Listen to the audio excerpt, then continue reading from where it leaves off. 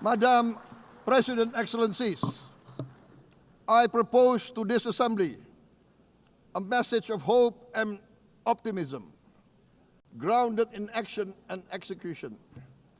Today, we heard the speech of Madam President, the President of the United Nations General Assembly. Yes, it is true what she said.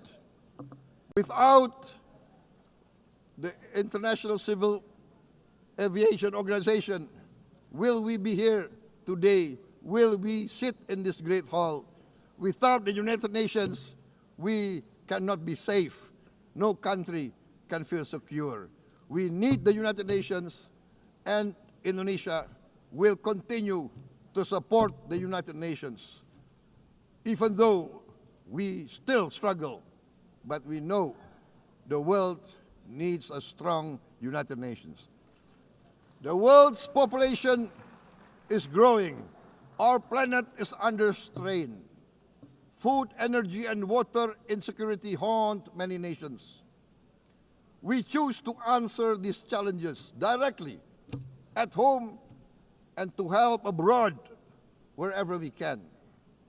This year, Indonesia recorded the highest rice production and grain reserves in our history. We are now self-sufficient in rice, and we are starting now to export rice to other nations in need, including providing rice for Palestine. We are building resilient food supply chains, strengthening farmer productivity, investing in climate-smart agriculture to ensure food security for our children and for the children of the world. We are confident in a few years' time, Indonesia will be the granary of the world.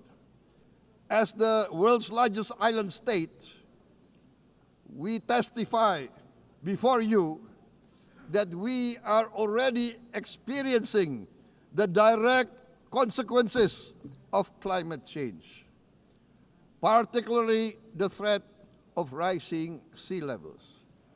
The sea level on the north coast of our capital city is increasing by 5 centimeters every year. Can you imagine in 10 years? Can you imagine in 20 years? For this, we are forced to build a giant seawall, 480 kilometers in length. It will take us maybe 20 years, but we have no choice. We have to start now. Therefore, we choose to confront climate change, not by slogans, but by immediate steps. We are committed to meeting our 2015 Paris Agreement obligations. We aim to achieve net zero emission by 2060, and we are very confident we can achieve net zero emission much earlier. We aim to reforest more than 12 million hectares of degraded forest, to reduce forest degradation, to empower local communities with quality green jobs for the future. Indonesia is shifting decisively from fossil fuel-based development towards renewable-based development. From next year, most of our additional power generation capacity will come from renewables. Our goal is clear: to lift all of our citizens out of poverty and make Indonesia a hub for solutions to food, energy, and water security. Madam President, Excellencies, we live in a time when hatred and violence can seem to be the loudest voices. But beneath this loud noise lies a quieter truth, that every person longs to be safe, to be respected, to be loved, and to leave a better world to their children. Our children are watching. They are learning leadership not from textbook, but from our choices. Today, still, a catastrophic situation in Gaza is unfolding before our eyes. At this very moment, the innocent are crying for help, are crying to be saved. Who will save them? Who will save the innocent? Who will save the old and women? Millions are facing danger at this very moment. As we sit here, they are facing trauma. They are facing irreparable damage to their bodies. They are dying of starvation. Can we remain silent? Will there be no answer to their screams? Will we teach them that the human family can rise to the challenge? Madam President, we must act now. Many speakers have said that. We must stand for a multilateral order where peace, prosperity, and progress are not the privilege of a few, but the right of all. With a strong United Nations, we can build a world where the weak do not suffer what they must, but live the justice that they deserve. Let us continue humanity's great journey of ideals, the selfless aspirations that created the United Nations. Let us use science to uplift, not use science to destroy. Let rising nations help others to lift themselves. I am convinced that the leaders of the great world civilizations of the West, of the East, of the North, of the South, leaders of America, Europe, of India, China, the Islamic world, the whole world, I am convinced they will rise to their role demanded by history. We are all hopeful that the leaders of the world will show great statesmanship, great wisdom, restraint, humility, overcome hate, overcome suspicion.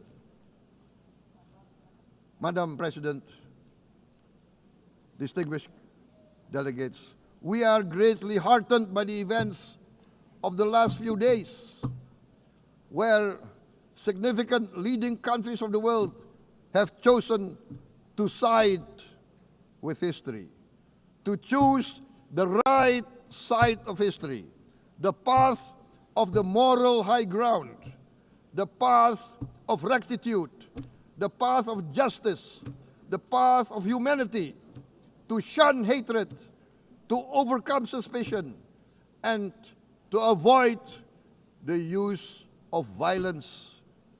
The use of violence will beget violence. No one country can bully the whole community of the human family.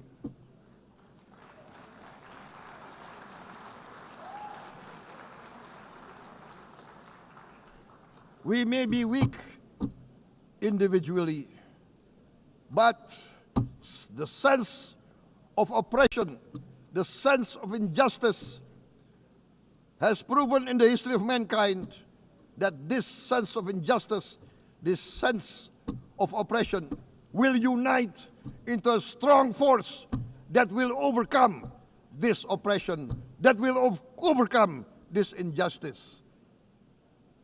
To close, I would like to reiterate again Indonesia's complete support for the two-state solution in Palestine. We must have an independent Palestine, but we must also recognize, we must also respect, and we must also guarantee the safety and security of Israel. Only then we can have real peace, and no longer hate and no longer suspicion. The only solution is this two-state solution. Two descendants of Abraham must live in reconciliation, peace, and harmony. Arabs, Jews, Muslims, Christians, Hindus, Buddhists, all religions, we must live as one human family. Indonesia is committed to being part of making this vision a reality. Is this a dream? Maybe, but this is the beautiful dream that we must work together towards. Let us work towards this noble goal. Let us continue humanity's journey of hope, a journey started by our forefathers, a journey that we must complete. Thank you. Wassalamualaikum warahmatullahi wabarakatuh.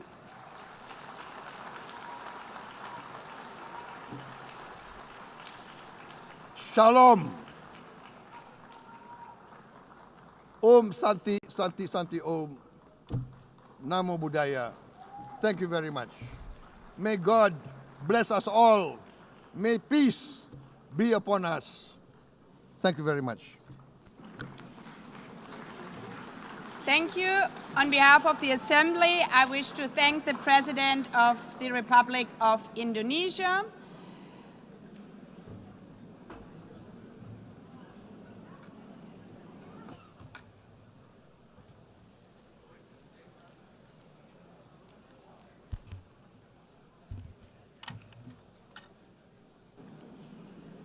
The Assembly will hear an address by His Excellency Recep Tayyip Erdogan, President of the Republic of Turkey. I request protocol to escort His Excellency and invite him to address the Assembly.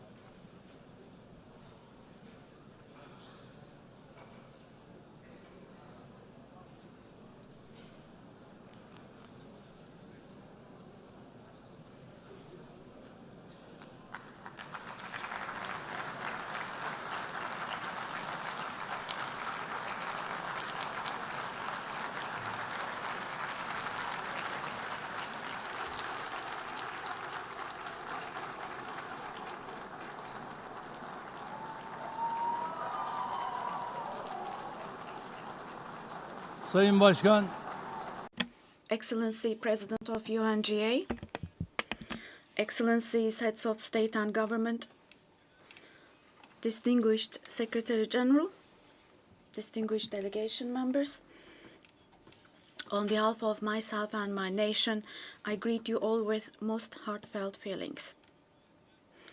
I wish for the 80th United Nations General Assembly to bring blessings to all humanity. I am deeply honored to address you once again from this podium, which represents the collective conscience of humanity. I congratulate Mr. Young, who has completed his term as President of the General Assembly, and I wish success to Ms. Baerbock, who has taken over this position. At the outset of my speech, I would like to first express my regret at the absence today of the President of the State of Palestine, Mahmoud Abbas, at a time when Palestine is being recognized by an increasing number of countries.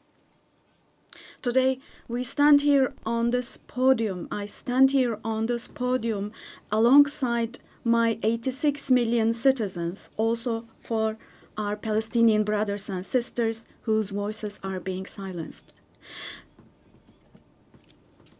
I'd like to thank all the countries who announced that they recognize the state of Palestine, and I call on all the other countries who have not done so yet to do so, to recognize the state of Palestine as soon as possible. Esteemed President, distinguished members, the United Nations Charter was signed in San Francisco 80 years ago, and it entered into force on October the 24th, 1945. I would like to recall here again the first words of the first article of the UN Charter. Quote, "The purpose of the United Nations is to maintain international peace and security," unquote. As we celebrate the 80th anniversary of the UN in this hall, grave events are unfolding in many parts of the world that cast a shadow over the very first words of the UN Charter's opening article.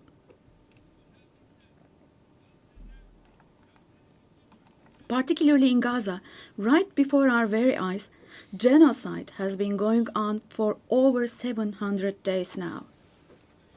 Even as we gather here, as we speak now, Israel is currently massacring civilians in Gaza. The number of civilian casualties in Gaza has surpassed 65,000.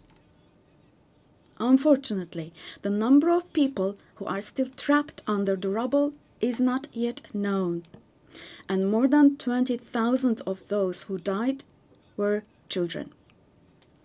For the last 23 months, a child has been murdered by Israel in Gaza every hour. Yes, every hour. These are not just figures, dear friends. All of these, each one of these is a person, a human being, innocent people. People are now being killed not with weapons, but with the weapon of starvation. In the 21st century, under the gaze of the civilized world, 428 people died of starvation. Out of those 428, 146 were children, and this number is increasing every day. Now, I will show you a photo, which is a picture from daily life in Gaza. The first photo, as you see, these are people. These are women with these cups that they are holding in their hands, cups and buckets. Just feel your conscience and answer the following question. Can we possibly have a reasonable reason for this brutality in 2025? But this shameful picture in Gaza has been unfolding and is being repeated every day for 23 months now. And there are 2.5 million Gazans who live in 365 square kilometers. And every day what happens is they are being dragged from one place to another. The healthcare infrastructure of Gaza is completely collapsed. Doctors have been killed or they have disappeared while under custody. Ambulances have been hit. Hospitals targeted and destroyed. Treatment is not possible. Surgery is not possible. It's not possible to find medications. Now, dear friends, as Tayyip Erdogan, with a heavy heart, with my heart bleeding here, I am telling you, innocent little ones, just 2 or 3 years old, without hands, arms, or legs, have become, unfortunately, a common sight to see in Gaza.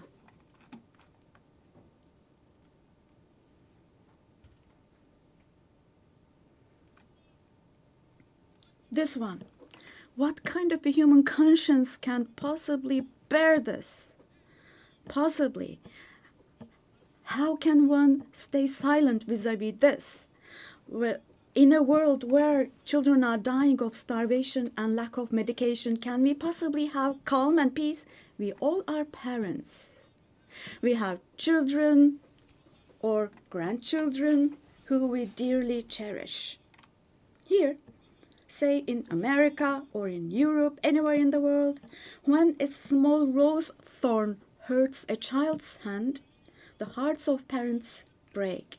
But in Gaza, children's hands, arms, and legs are being amputated without anesthesia.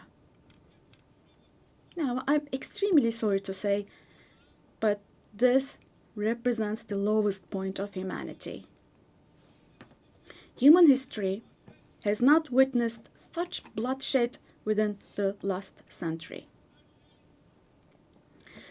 All of this is happening before our very eyes.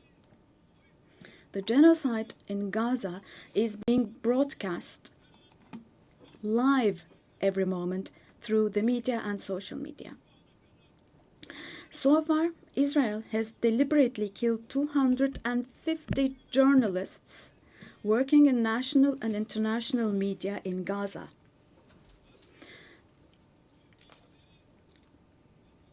And they have closed all the entrance into Gaza, but they still have not been able to cover up the genocide. I wholeheartedly support Secretary General Guterres because he consistently draws attention to the ongoing genocide in Palestinian territories, and I would like to once again congratulate him for his courage.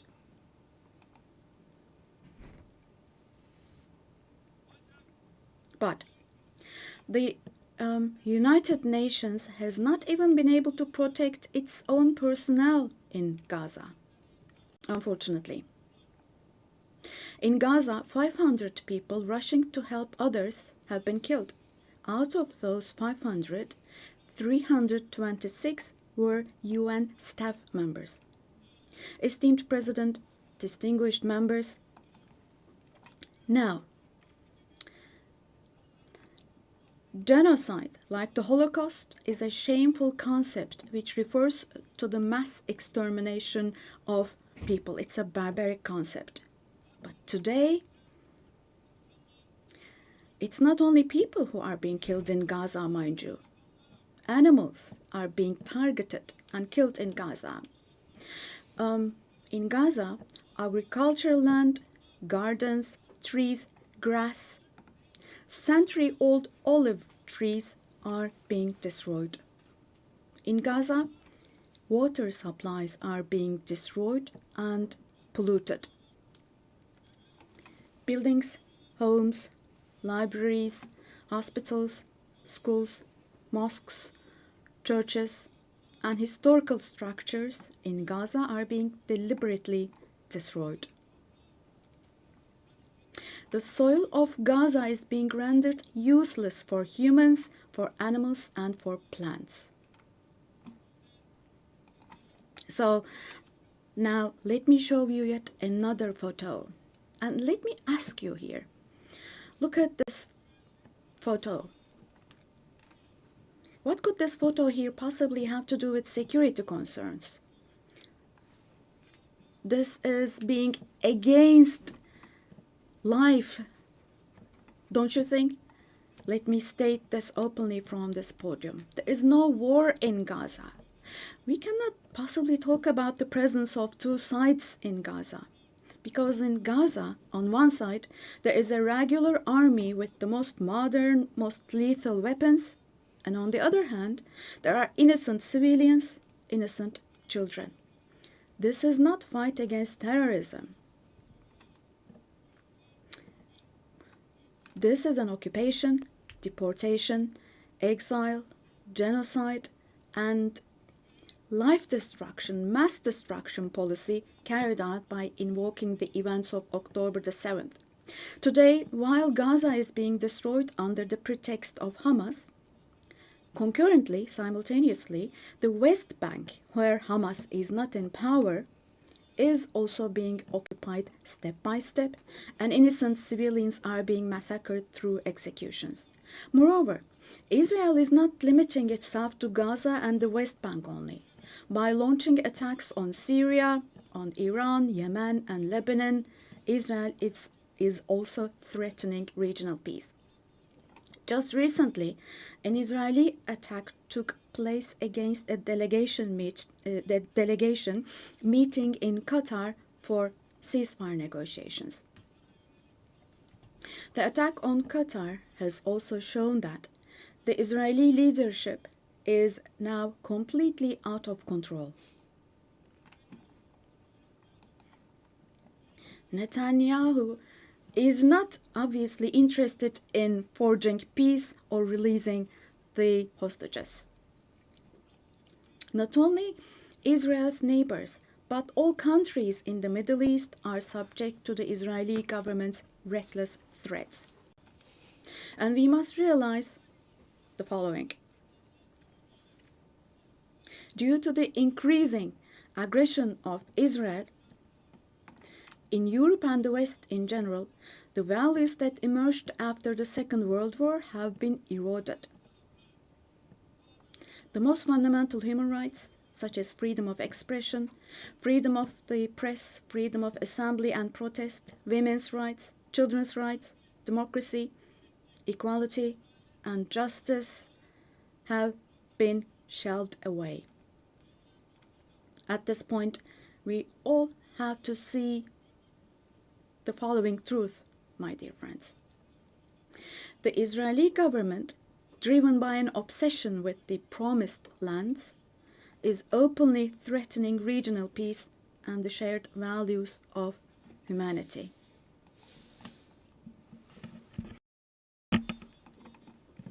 Three celestial religions. Jerusalem hosts all three celestial religions and a common inherited holy place, Al-Quds, is holy for all three religions. This madness disturbs conscientious Jews. It fuels anti-Semitism around the world. We cannot continue with this madness anymore.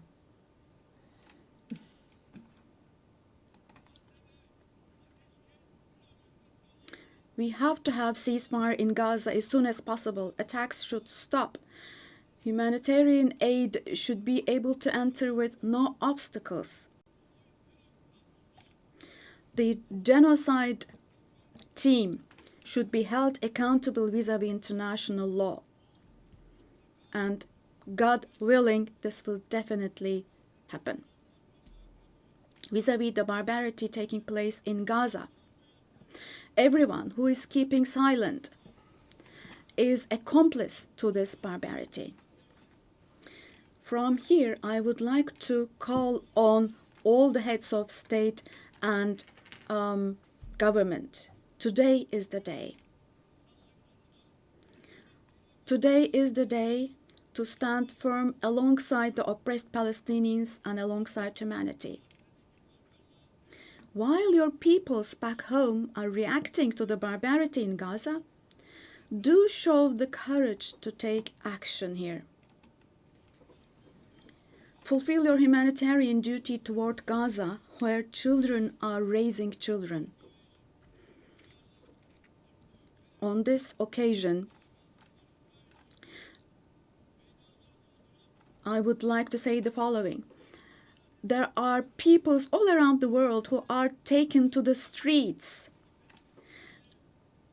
Unarmed activists and volunteers from different countries of the world, academicians, students, journalists, everyone, all the defenders of Palestine.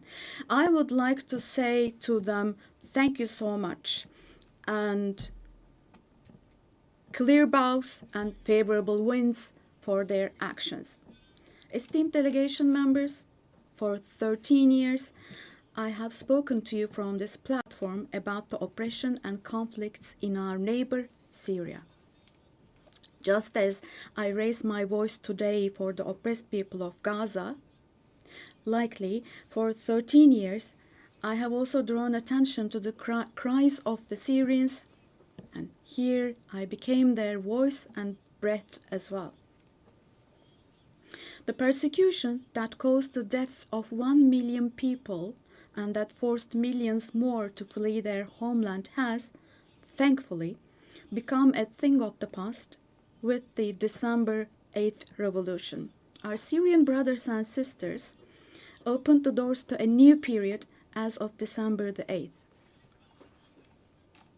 I believe that the people of Syria who fought against a bloodthirsty regime will also be able to carry the victory they achieved at great cost to its rightful place, God willing. We'll support with all our means the vision of a one and unified Syria with no forms of terrorism, especially ISIS, being present. A free Syria where security is established is what we want. As stability takes root in Syria, the winners for sure will be all the neighboring countries, our entire region, along with Syrians. And the brotherly countries in the Gulf. I would like to thank them for their contributions for Syria to recuperate. All the regional and international actors who share the same principles with us, God willing, we will continue with our cooperation with all those actors in the same manner. Esteemed friends, we hope that the nuclear issue with our neighbor Iran will be resolved through diplomacy as soon as possible. It should not be forgotten that our region cannot tolerate yet another crisis. Meanwhile, the stability, security, and prosperity of our neighbor Iraq are extremely important for the well-being of our region. In this regard, we attach great importance to strategic moves based on stability and prosperity, such as the Development Path Project. In the north, we are hosting with great enthusiasm the Istanbul process between Russia and Ukraine, both of which are our neighbors. Through direct talks, we facilitated the exchange of several prisoners and corpses, and we worked to identify the modalities of peace negotiations between the parties. Don't forget, there is no winner of war and no losers of a just peace. So with this motto in mind, in the coming days also, we will continue to work hard for a peaceful ceasefire. Meanwhile, we have encouraged the parties from the very beginning to establish peace between Azerbaijan and Armenia. We are pleased that steps were taken on August the 8th, steps that will enable the establishment of lasting peace between the two countries. I would like to once again congratulate the President of Azerbaijan, Ilham Aliyev, the Prime Minister of Armenia, Nikol Pashinyan, and the American President Donald Trump, who contributed to this process, and I would like to congratulate them. On this occasion, I would also like to state that the normalization process between our country and Armenia is progressing as planned. Within the scope of the Ankara process, which is another of our mediation activities, we continue our efforts to resolve the conflict between Somalia and Ethiopia. I hope that the parties will successfully conclude this genuine initiative as soon as possible. Distinguished delegation members,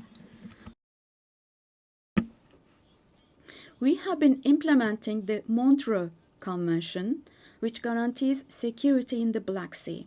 And we have been implementing this convention impartially and to the letter for exactly 89 years now.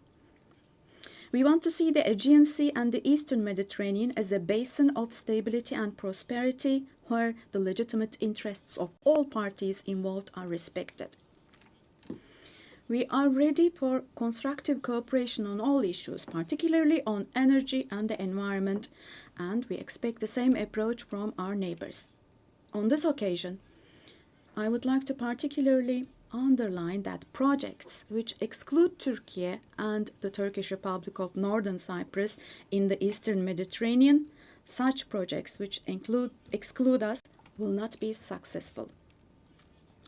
Turkey has rights and authority in the western part of the island of Cyprus, while the Turkish Cypriots have legitimate rights in the area surrounding the island.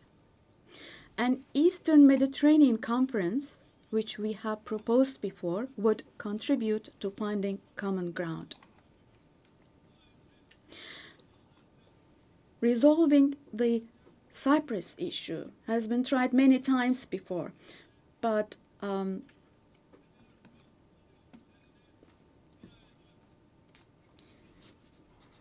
due to the rigid stance of the Greek Cypriot side, no resolution has been found. We cannot possibly have this as a foundation for a resolution of the issue. There are two separate states and two separate peoples on the island of Cyprus. Turkish Cypriots are equal owners of the island, and they will not accept being a minority. The international community must put an end to the unfair and inhumane isolation that the Turkish Cypriots have been subjected to for half a century now. I reiterate the call I made at the last 3 UN General Assemblies.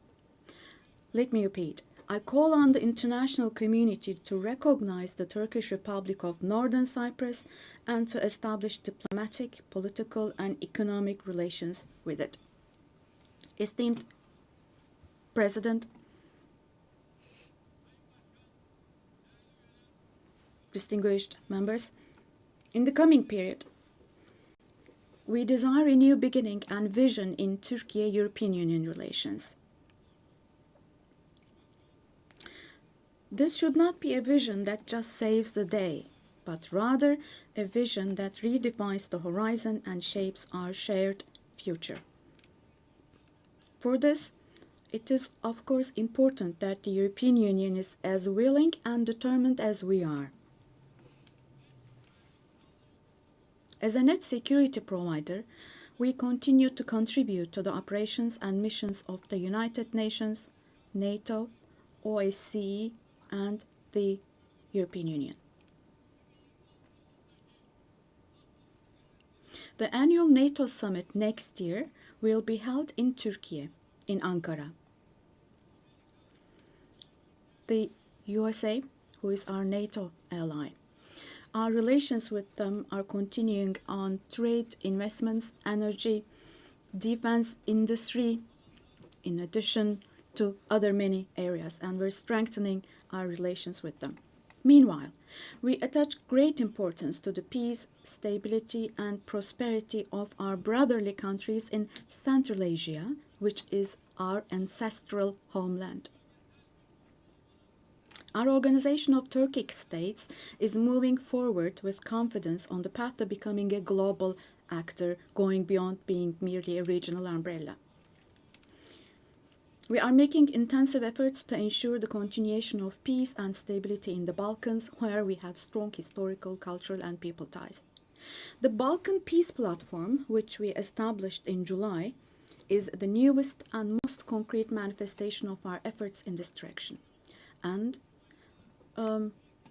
this October, we'll once again assume the command of KFOR forces. In Afghanistan, our fundamental desire is that the current administration demonstrates an approach that embraces the society and that takes human values into consideration. In this process, it is essential that the international community does not leave Afghan people alone, and as Turkey and as the Turkish nation will stand by the Afghan people at all times. Esteemed friends, in South Asia, we consider the preservation of peace and stability to be of utmost importance.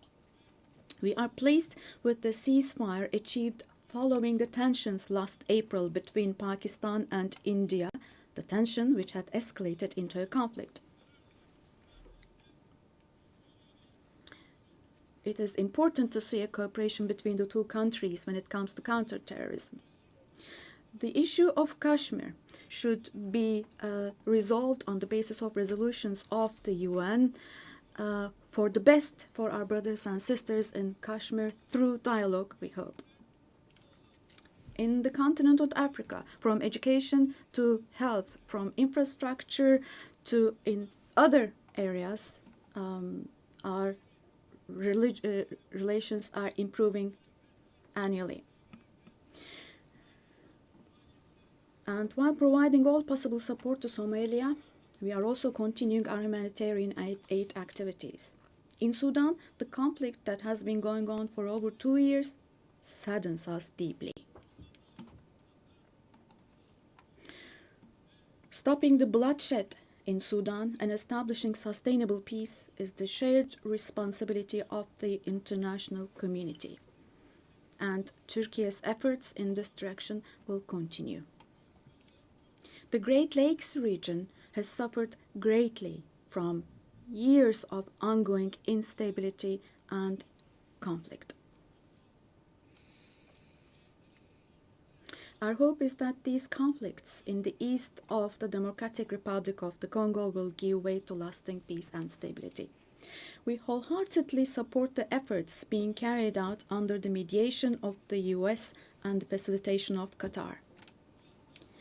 The increasing terrorist activities in West Africa, particularly in the Sahel Basin, are also of great concern to us.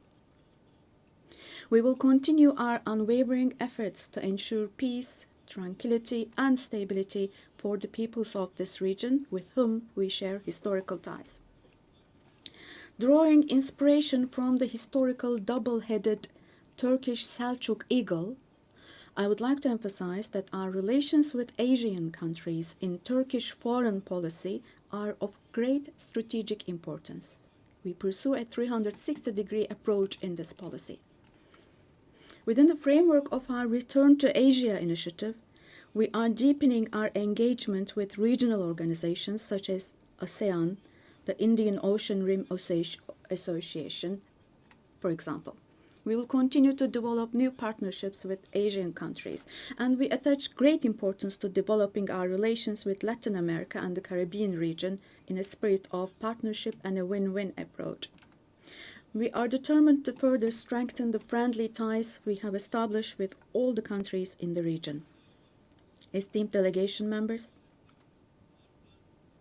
increasing protectionist trends in international trade and disruptions in supply chains are leading to fundamental changes in the global economy. To successfully address current challenges, we support the reform of rules-based international trade, including the World Trade Organization. I believe access to affordable, safe, and sustainable energy is essential, particularly for developing countries, to be able to achieve their development goals.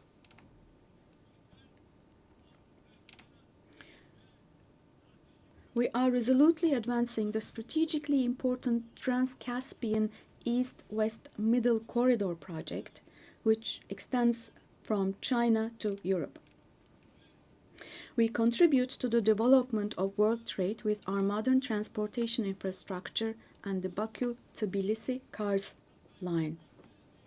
On our journey to build a future that respects nature, we are moving forward with determination towards the 2053 net zero emission target. We are pleased to observe that the zero waste movement, under the patronage of my wife Emine Erdoğan, has grown in waves around the world every year, reaching more people and hearts.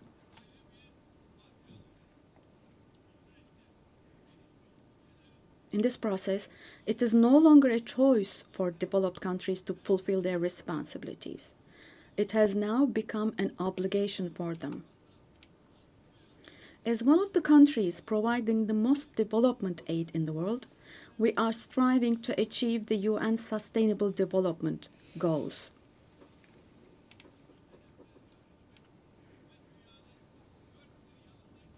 To achieve the 2030 goals, and to enable hundreds of millions of people around the world to live with dignity, we advocate for aligning the global financial architecture with the principle of leaving no one behind.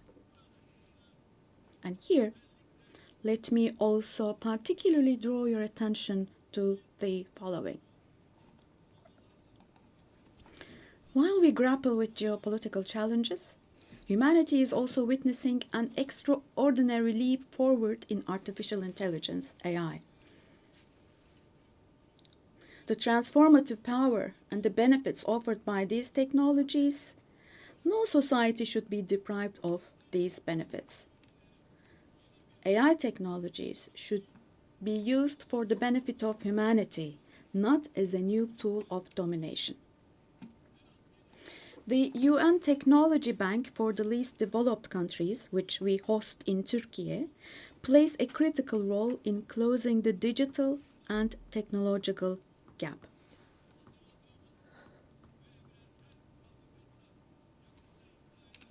We have prepared a children's rights convention in the digital world, and we will soon open this up for ratification. I'm sure this will create a lot of awareness in this area, and we expect your support for this.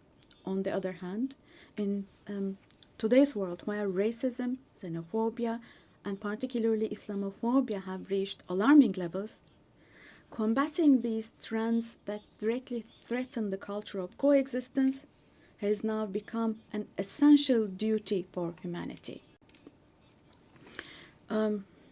It is significant that Mr. Moratinos, High Representative of the Alliance of Civilizations, has also been appointed as the UN Secretary General's Special Envoy on combating Islamophobia. As I stated here last year, the institution of the family is under threat today as never before. Defending the family, consisting of a woman and a man, means defending humanity, defending nature, life, and the future. Turkey will continue to defend the family in the face of ever-increasing attacks. Distinguished delegation members, the roots of the UN, established to prevent humanity from experiencing the disaster of war again, are filled with values that will eliminate the dark era we are in. We fully support the UN 80 initiative launched by Secretary General Guterres to make our organization more effective and more efficient. I hope this initiative succeeds as a process that will further strengthen all the activities of the UN. I express our readiness to provide strong support to this process, also driven by our vision of making Istanbul a UN hub. I sincerely believe that it is our shared responsibility to take steps that will restore the founding spirit of the UN in its 80th year. We will continue to say, the world is bigger than 5 until a system is established where the righteous are powerful, not the powerful are righteous. Our duty is not to abandon the system, but rather to repair it and to make it work again. Without a doubt, a more just, a fairer world is possible. Turkey will patiently continue its fight for the construction of a more just world. So may God help and aid us all. Once again, let me greet you all with kind regards and thank you.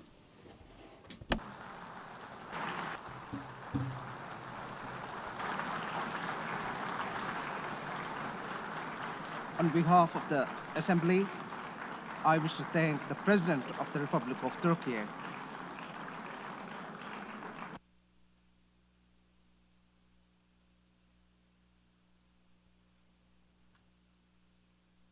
Assembly will hear an address by Her Excellency Dina Ercilia Boluarte Segara, President of the Republic of Peru.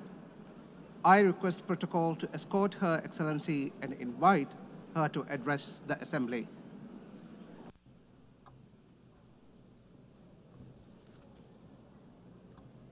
Señora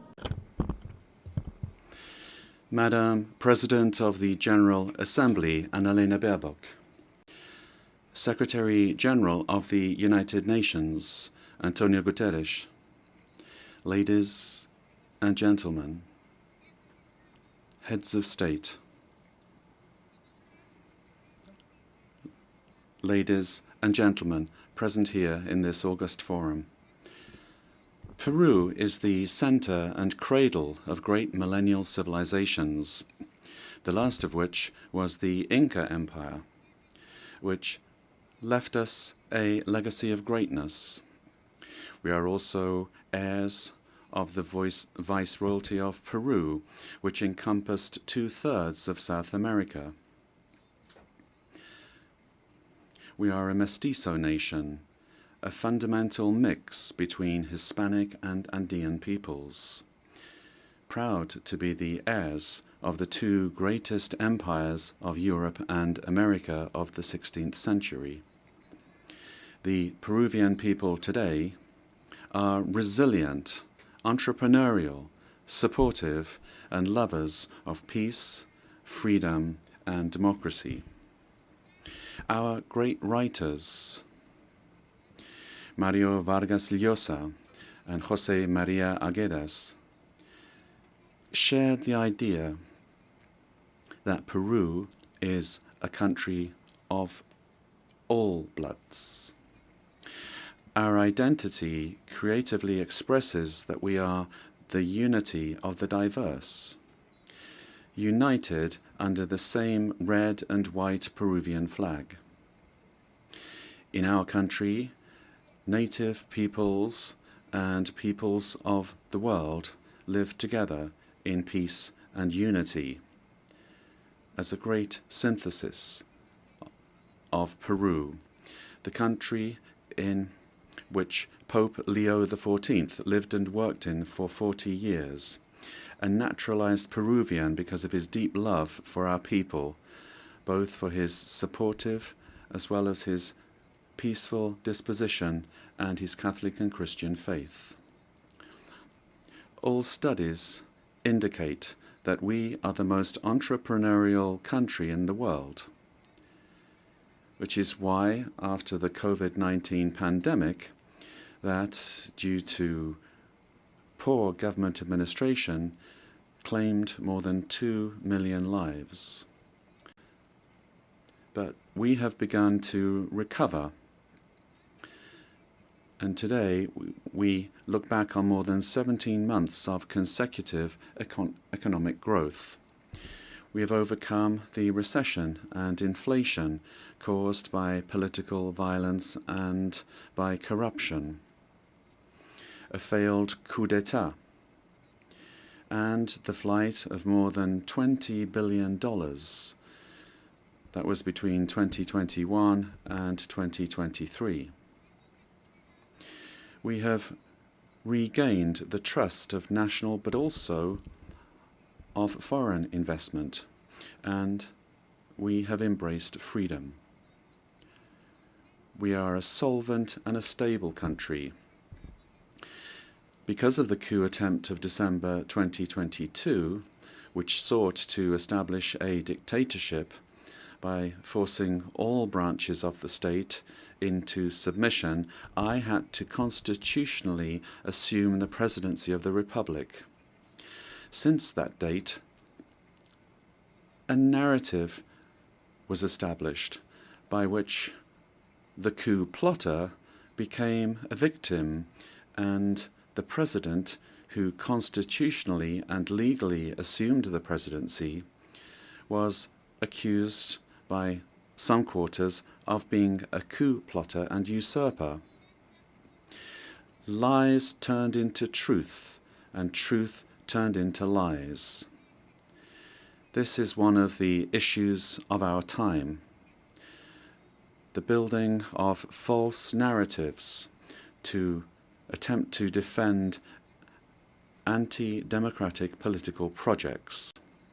The thinking goes that ideologies of hatred, where they're projects of failed states that grow into all-powerful states, require, in order to impose their will, a false narrative, in order to achieve their objectives through violence, and who, once in power, crush freedoms, silence the press and democratic opposition, violate human rights, and begin to control, to confiscate and to expropriate private companies, creating a corrupt bureaucracy that destroys the economy, society, and public morality. The first step for achieving all of this is to build a narrative in order to lie, to deceive, and to manipulate.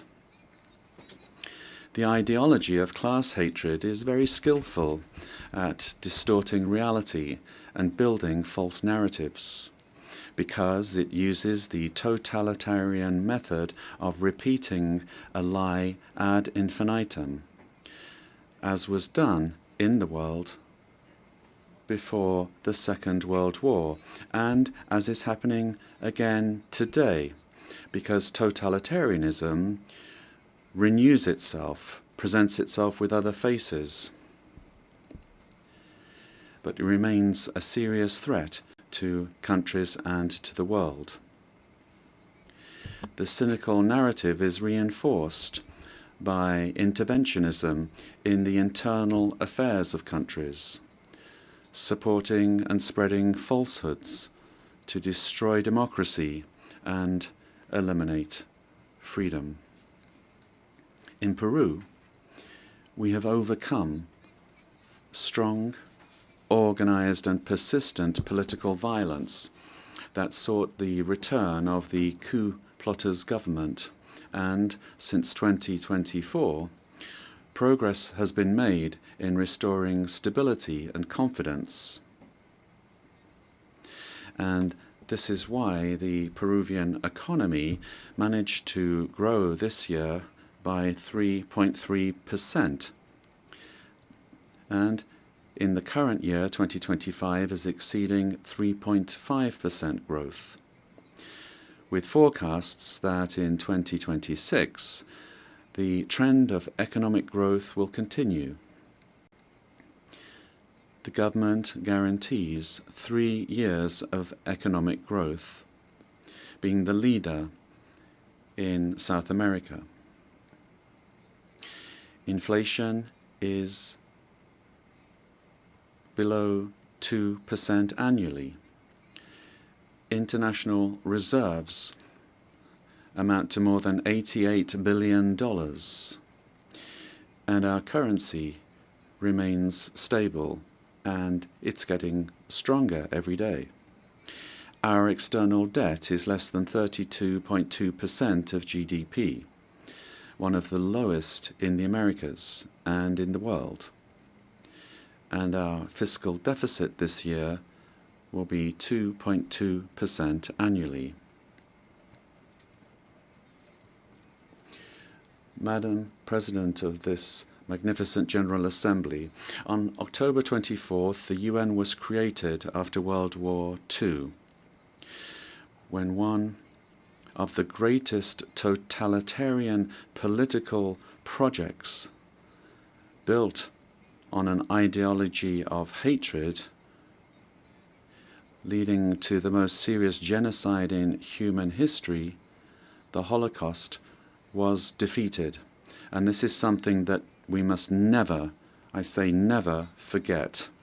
That dreadful war caused the death of 60 million human beings. All ideologies of hate, class hatred, and its elevation as a principle and driver of history, racial hatred, nationalist hatred, religious hatred, ethnic hatred, hatred against women, amongst others, are the causes for the worst crimes committed in human history. Ideologies of hatred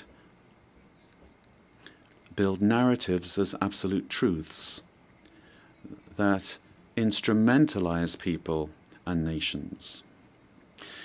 The political constitution of my homeland, Peru, affirms that the defense of the individual and their dignity is the supreme goal of society and of the state. Peru, therefore, rejects the two principal hate narratives in the world, namely class hatred and religious hatred, These are the origins of wars and inhumane violence. In Peru, we suffered for more than 20 years from a messianic, dogmatic, violent and genocidal terrorism that cost the lives of more than 70,000 Peruvians. The terrorist hates elections and the citizens' right to choose and to stand for election. When they participate, they do so to destroy democracy from within. However, the narrative that they wanted to impose is a flagrant lie. The armed forces and the police, who defended the life and the freedom of Peruvians, are now accused of violating human rights. Thus, the heroes who defended life, democracy, and freedom are turned into victimizers, and the terrorists are turned into victims. In this way, the heroes who defended democracy are being persecuted in trials that drag on for decades, while the terrorists are compensated and considered victims. This is the world in reverse. The UN was a fundamental milestone in the 20th century, but in the 21st century, we must be more vigilant. It is our duty to prevent the world from plunging into new genocides and new violence. It is not acceptable in a civilized world that one country invade another using a false narrative to justify a war that first and foremost attacks the civilian population. It is not acceptable to slaughter civilians, to capture hundreds of young people, women, and even children, and use them as hostages.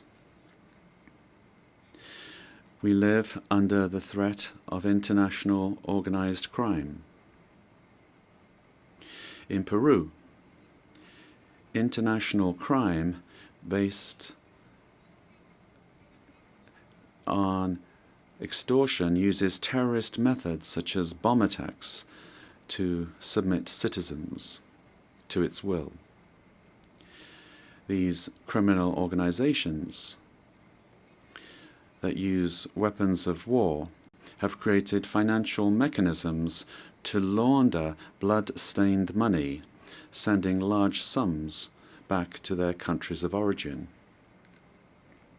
They seek to normalize this violence, which requires, in order to be defeated, recognition by the UN as terrorist organizations and new national and international legislation to stop them being a threat to the democratic system and to the development of peoples. It is also imperative that we act against drug trafficking and illegal mining that destroys the environment, pollutes rivers, and condemns peoples and individuals to slavery. International crime has subjected thousands of women taken from their home countries through violence and deception and being exploited and deprived of their freedom. Ladies and gentlemen, we are living through times that recall the darkest chapters of our modern history, and Peru is convinced that the world does not need less UN, but more and a better UN, one that is in tune with the times. In times in which ideologies of hatred that caused and cause so much damage to humanity have taken refuge in lies, in misinformation, and which have penetrated democratic societies. Peru, as a founding member, is committed to an open multilateral system based on international law and the principles of the UN Charter. And we see in the UN the pillar of the model that has brought peace and prosperity. But we have to look at what's happening around us in the world. At this time, as we're meeting here, in other parts of the world, they are killing children, girls, boys, innocent people.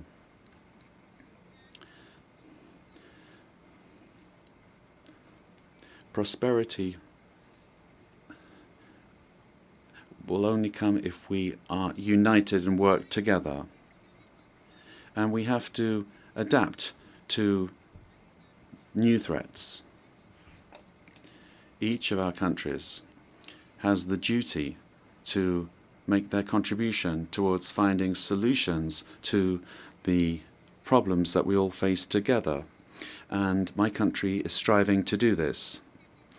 But the interconnection of our societies and economies means that it is only through international cooperation that we can resolve the crises which we face. If we do not reform the United Nations, our common home, to restore representativeness and effectiveness to its action, then we run the very serious risk of seeing one of the most precious instruments that the international community has for world stability disappearing. For this reason, Peru supports the work of the UN 80 initiative, launched by the Secretary General, placing particular emphasis on the need to refocus the organization on its fundamental functions, bringing it closer to the needs of peoples, and at the same time making it more efficient.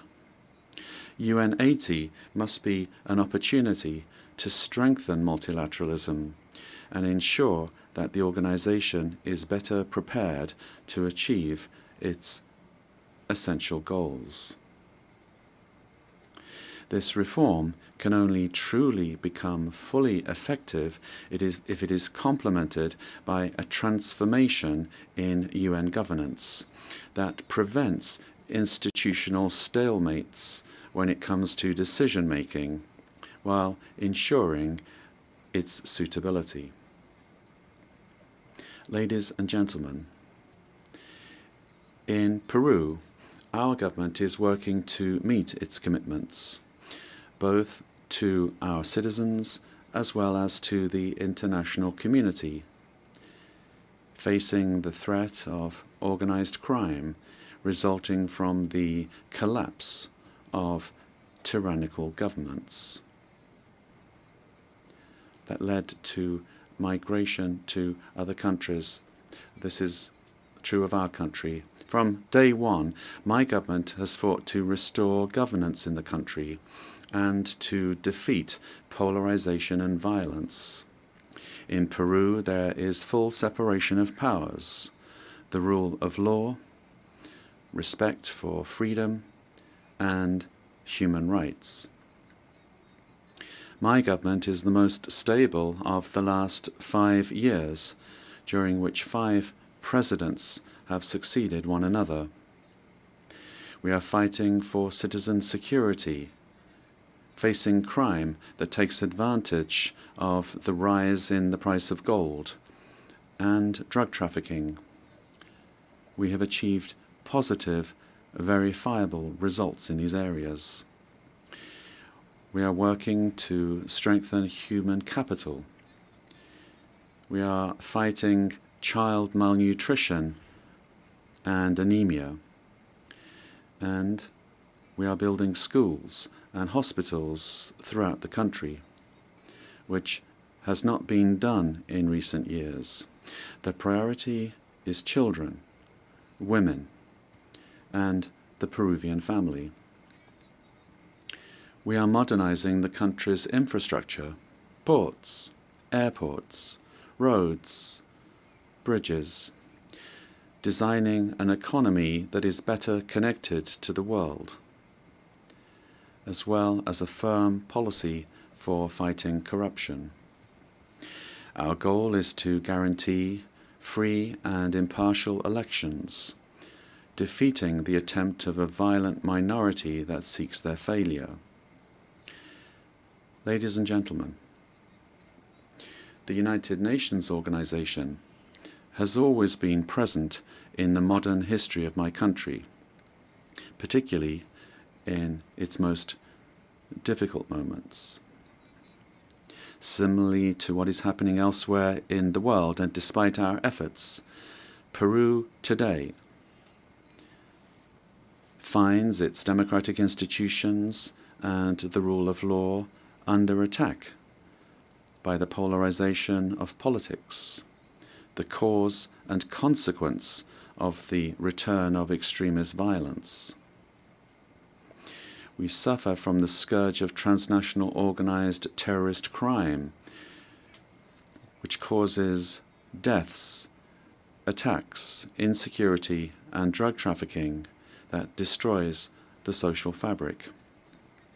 We face the threat of climate change that is destroying our Amazon, causing the melting of our glaciers, and putting our biodiversity at risk. We promote inclusive and sustainable growth in a context of opposing powers. But none of these problems is merely national, but global.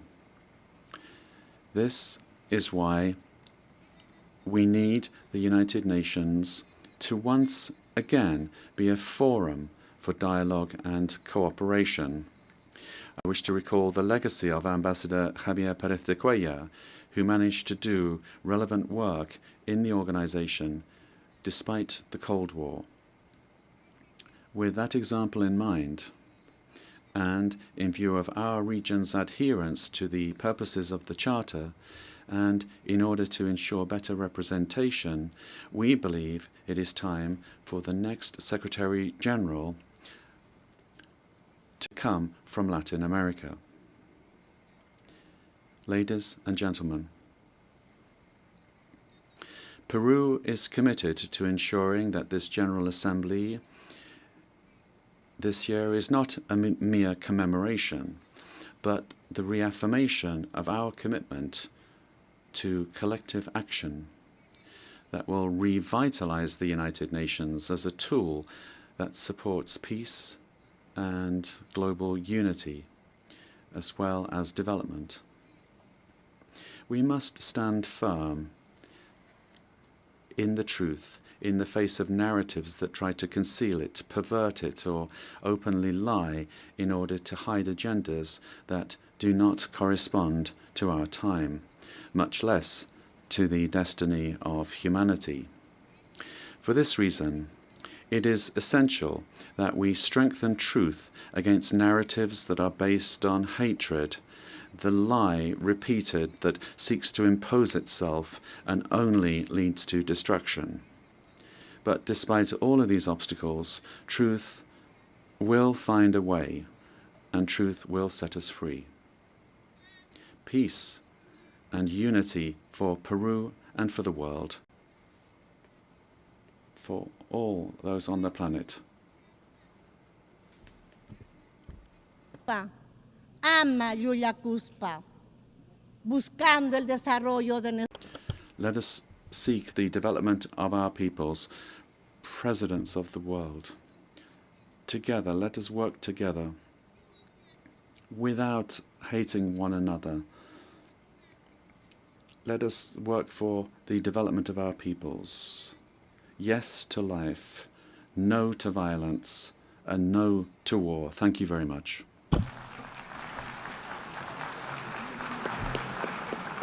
On behalf of the General Assembly, I wish to thank the President of the Republic of Peru.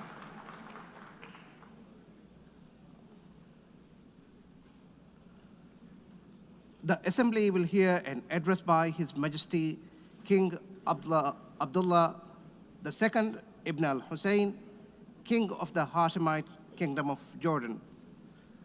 I request protocol to escort His Majesty and invite him to address the Assembly.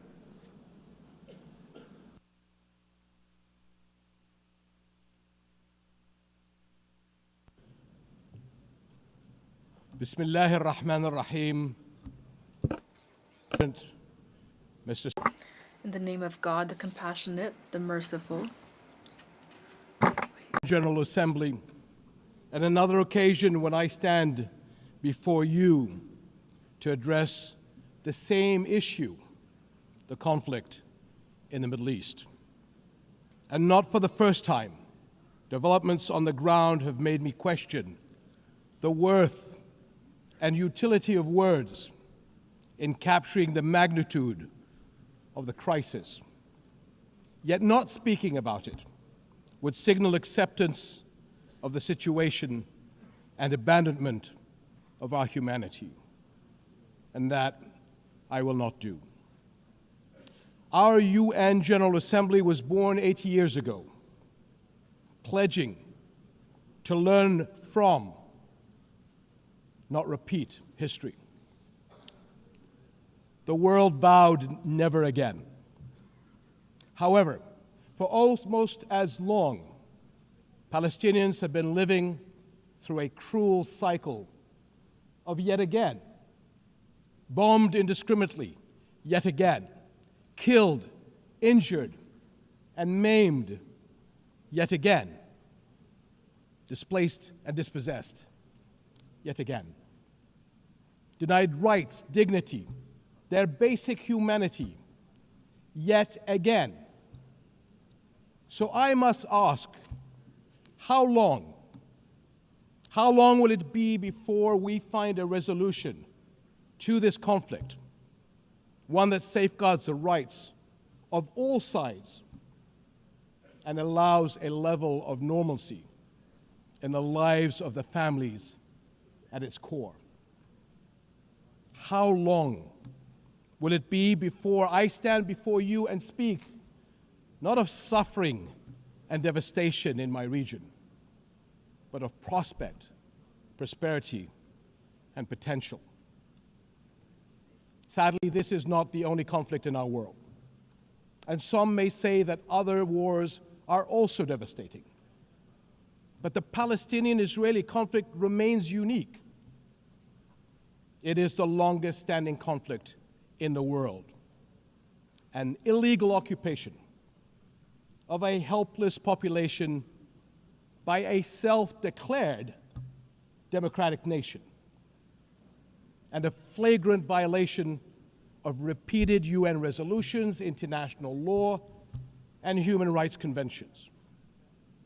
A failure that should have elicited outrage and action, especially from major democracies.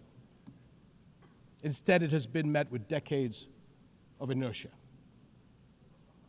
My friends, the war in Gaza marks one of the darkest moments in this institution's history. But although it is today's horror, the injustice stretches back decades. The Palestinian-Israeli conflict has been on the UN agenda throughout its 8 decades of existence. How long will we be satisfied with condemnation after condemnation without concrete action? When it comes to the Palestinian-Israeli conflict, it seems that what unfolds in the halls of power is theory. The struggles and suffering on the ground is reality. For decades, we have seen several attempts to achieve a solution by interim agreements and temporary stopgaps, none that delivered on the end game. In fact, many would argue these processes served as a distraction as Israel grabbed more land, expanded illegal settlements, demolished homes, and displaced entire neighborhoods. Muslim and Christian holy sites in Jerusalem have been vandalized and desecrated by those under government protection. And throughout all these years, Israeli families, too, have not been able to live in true security because military action cannot bring the safety they need. Nowhere is that more evident than in Gaza.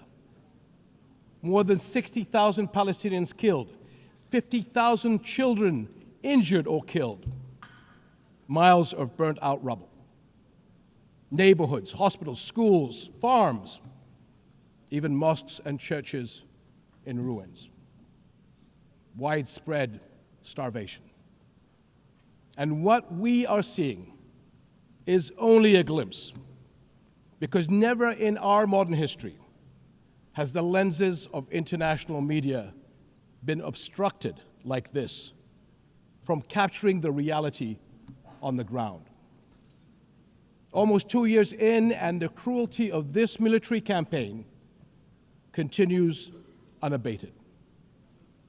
Furthermore, the current Israeli government's provocative calls for a so-called Greater Israel can only be realized through the blatant violation of the sovereignty and territorial integrity of its neighbors.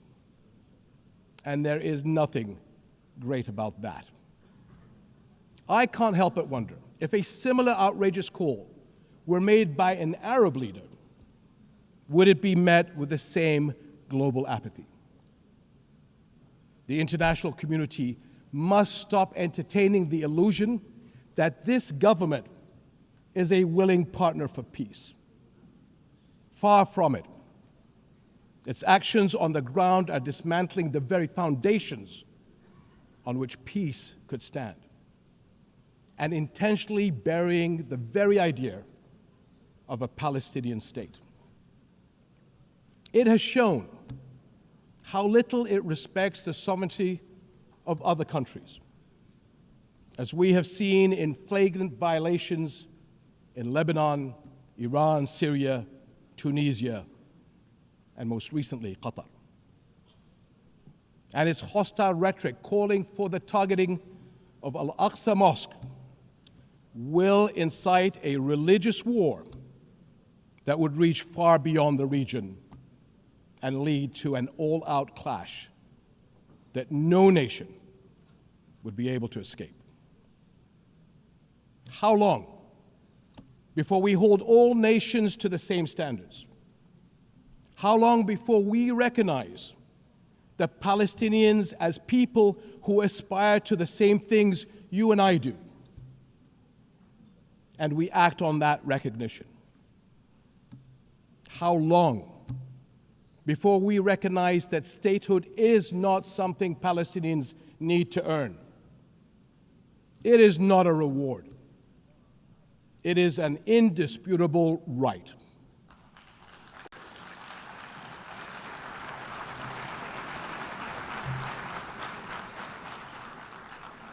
In Jordan, we are determined to work for a world in which people are secure in their homes, are safe to practice their faiths, and are able to live and thrive in dignity. As custodians of Muslim and Christian holy sites in Jerusalem, we safeguard these holy places against actions that violate the city's legal and historical status quo. Compromising the delicate balance in the holy city will turn it into a tinderbox that ignites global conflict. And Jordan is serving as the main base for international humanitarian response in Gaza, working by all possible means to provide critical supplies of aid and food. And we appreciate our regional and international partners.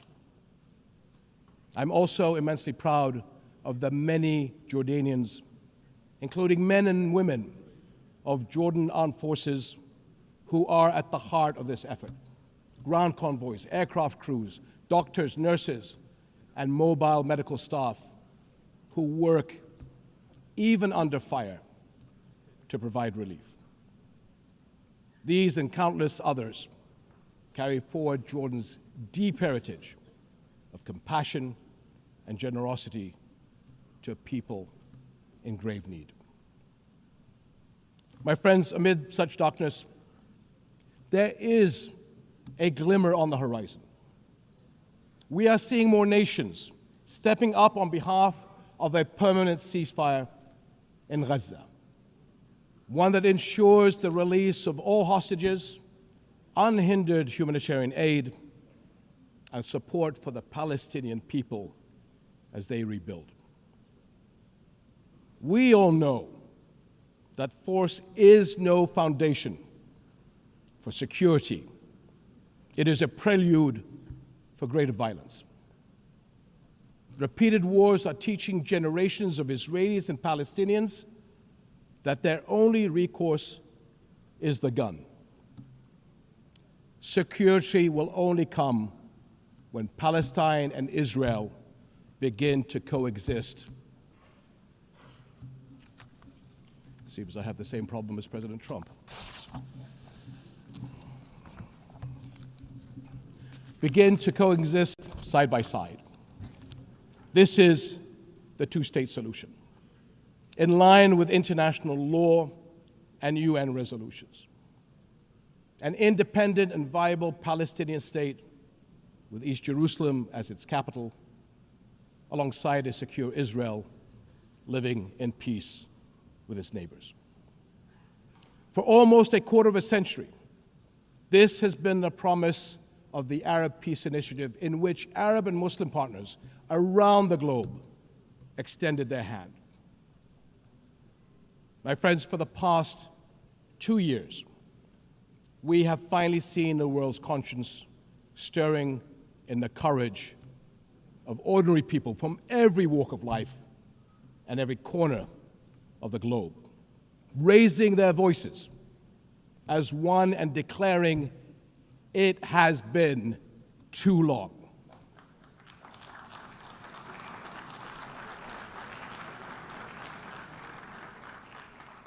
This United Nations must echo that call. It has been too long, and it must act on that call until peace is a reality. Thank you.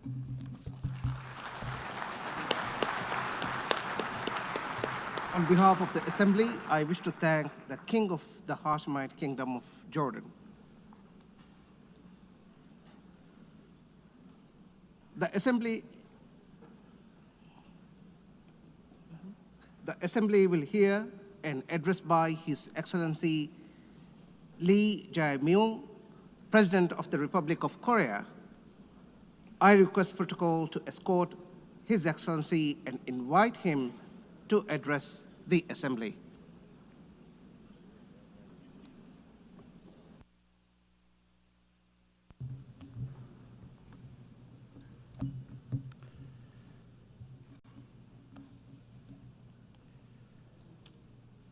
I would like to express my respect and gratitude to all members of the United Nations and staff of the UN Secretariat for their contribution to world peace and shared prosperity. I extend my sincere congratulations to Her Excellency Annalena Baerbock on assuming the presidency of the 80th session of the UN General Assembly. I also pay tribute to Secretary General Antonio Guterres for his unwavering dedication and hard work. I hope the 80th session of the UN General Assembly will achieve even more meaningful results under their outstanding leadership. Madam President, Mr. Secretary, and distinguished delegates, this year is a meaningful year marking the 80th anniversary of the founding of the United Nations. The past 80 years of the UN have been a valuable journey of protecting the dignity and values of humanity and at seeking a path forward for future generations.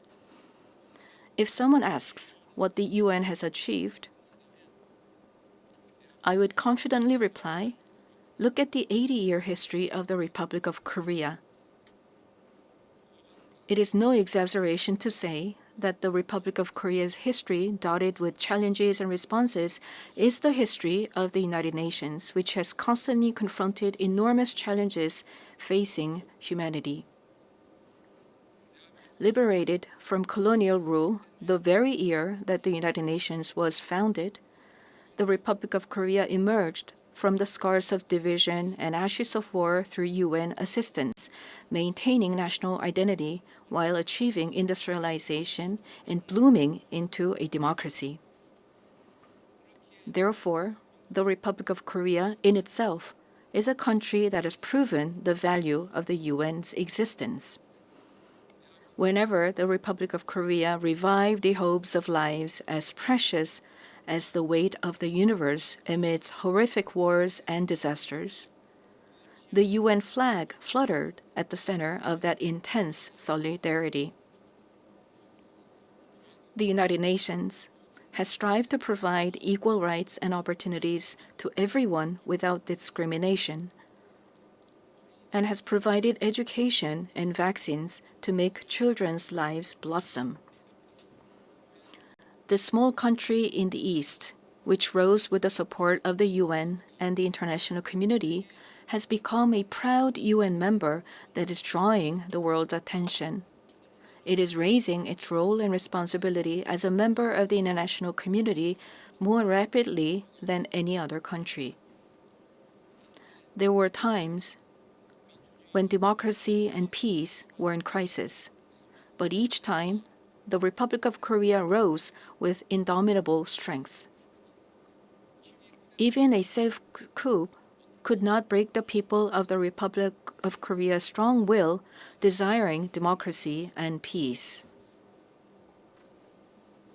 The revolution of light that the people of the Republic of Korea achieved against the darkness of the insurrection last winter was a historic moment that demonstrated the brilliant achievement of the UN spirit. The remarkable resilience and strength of democracy that the Republic of Korea has shown will be ours as well as that of the entire world. I need you to take my hand and guide me away from all this, away to where the light shines through, to where the flowers bloom. As the novelist Han Gang, laureate of the Nobel Prize in Literature, wrote, the Republic of Korea will be a milestone of light for all those who join the journey toward democracy. Today, at the UN General Assembly, where world peace and humanity's shared prosperity is discussed, I proudly announce that a new Republic of Korea, which will be a beacon of light for global citizens, has completely returned to the international community. Thank you. The Republic of Korea, which has grown thanks to the support and assistance of the UN, will not hesitate to take on the role of a leading nation, generously sharing its experience and history of restoring democracy. Despite ceaseless efforts from all corners of the world, the international community's determination and aspiration to maintain international peace and security 80 years ago still remains an unfinished task for everyone. 280 million people are still in a state of extreme hunger. Armed conflicts around the world, including in Ukraine and the Middle East, as well as the climate crisis, which has already become a real problem, threaten the survival of humanity. The answer lies in the wisdom of the pioneers who founded the United Nations, as well as the path that the people of the Republic of Korea demonstrated. There is only one way: more democracy. The people-centered government of the Republic of Korea, through the power of collective intelligence, is ceaselessly attempting innovations, seeking better alternatives in democracy. The way to solve common challenges facing the international community is no different. When all the countries experiencing the same problems gather here at the United Nations and continue multilateral cooperation, putting their heads together, we will all be able to move toward a bright future of peace and prosperity.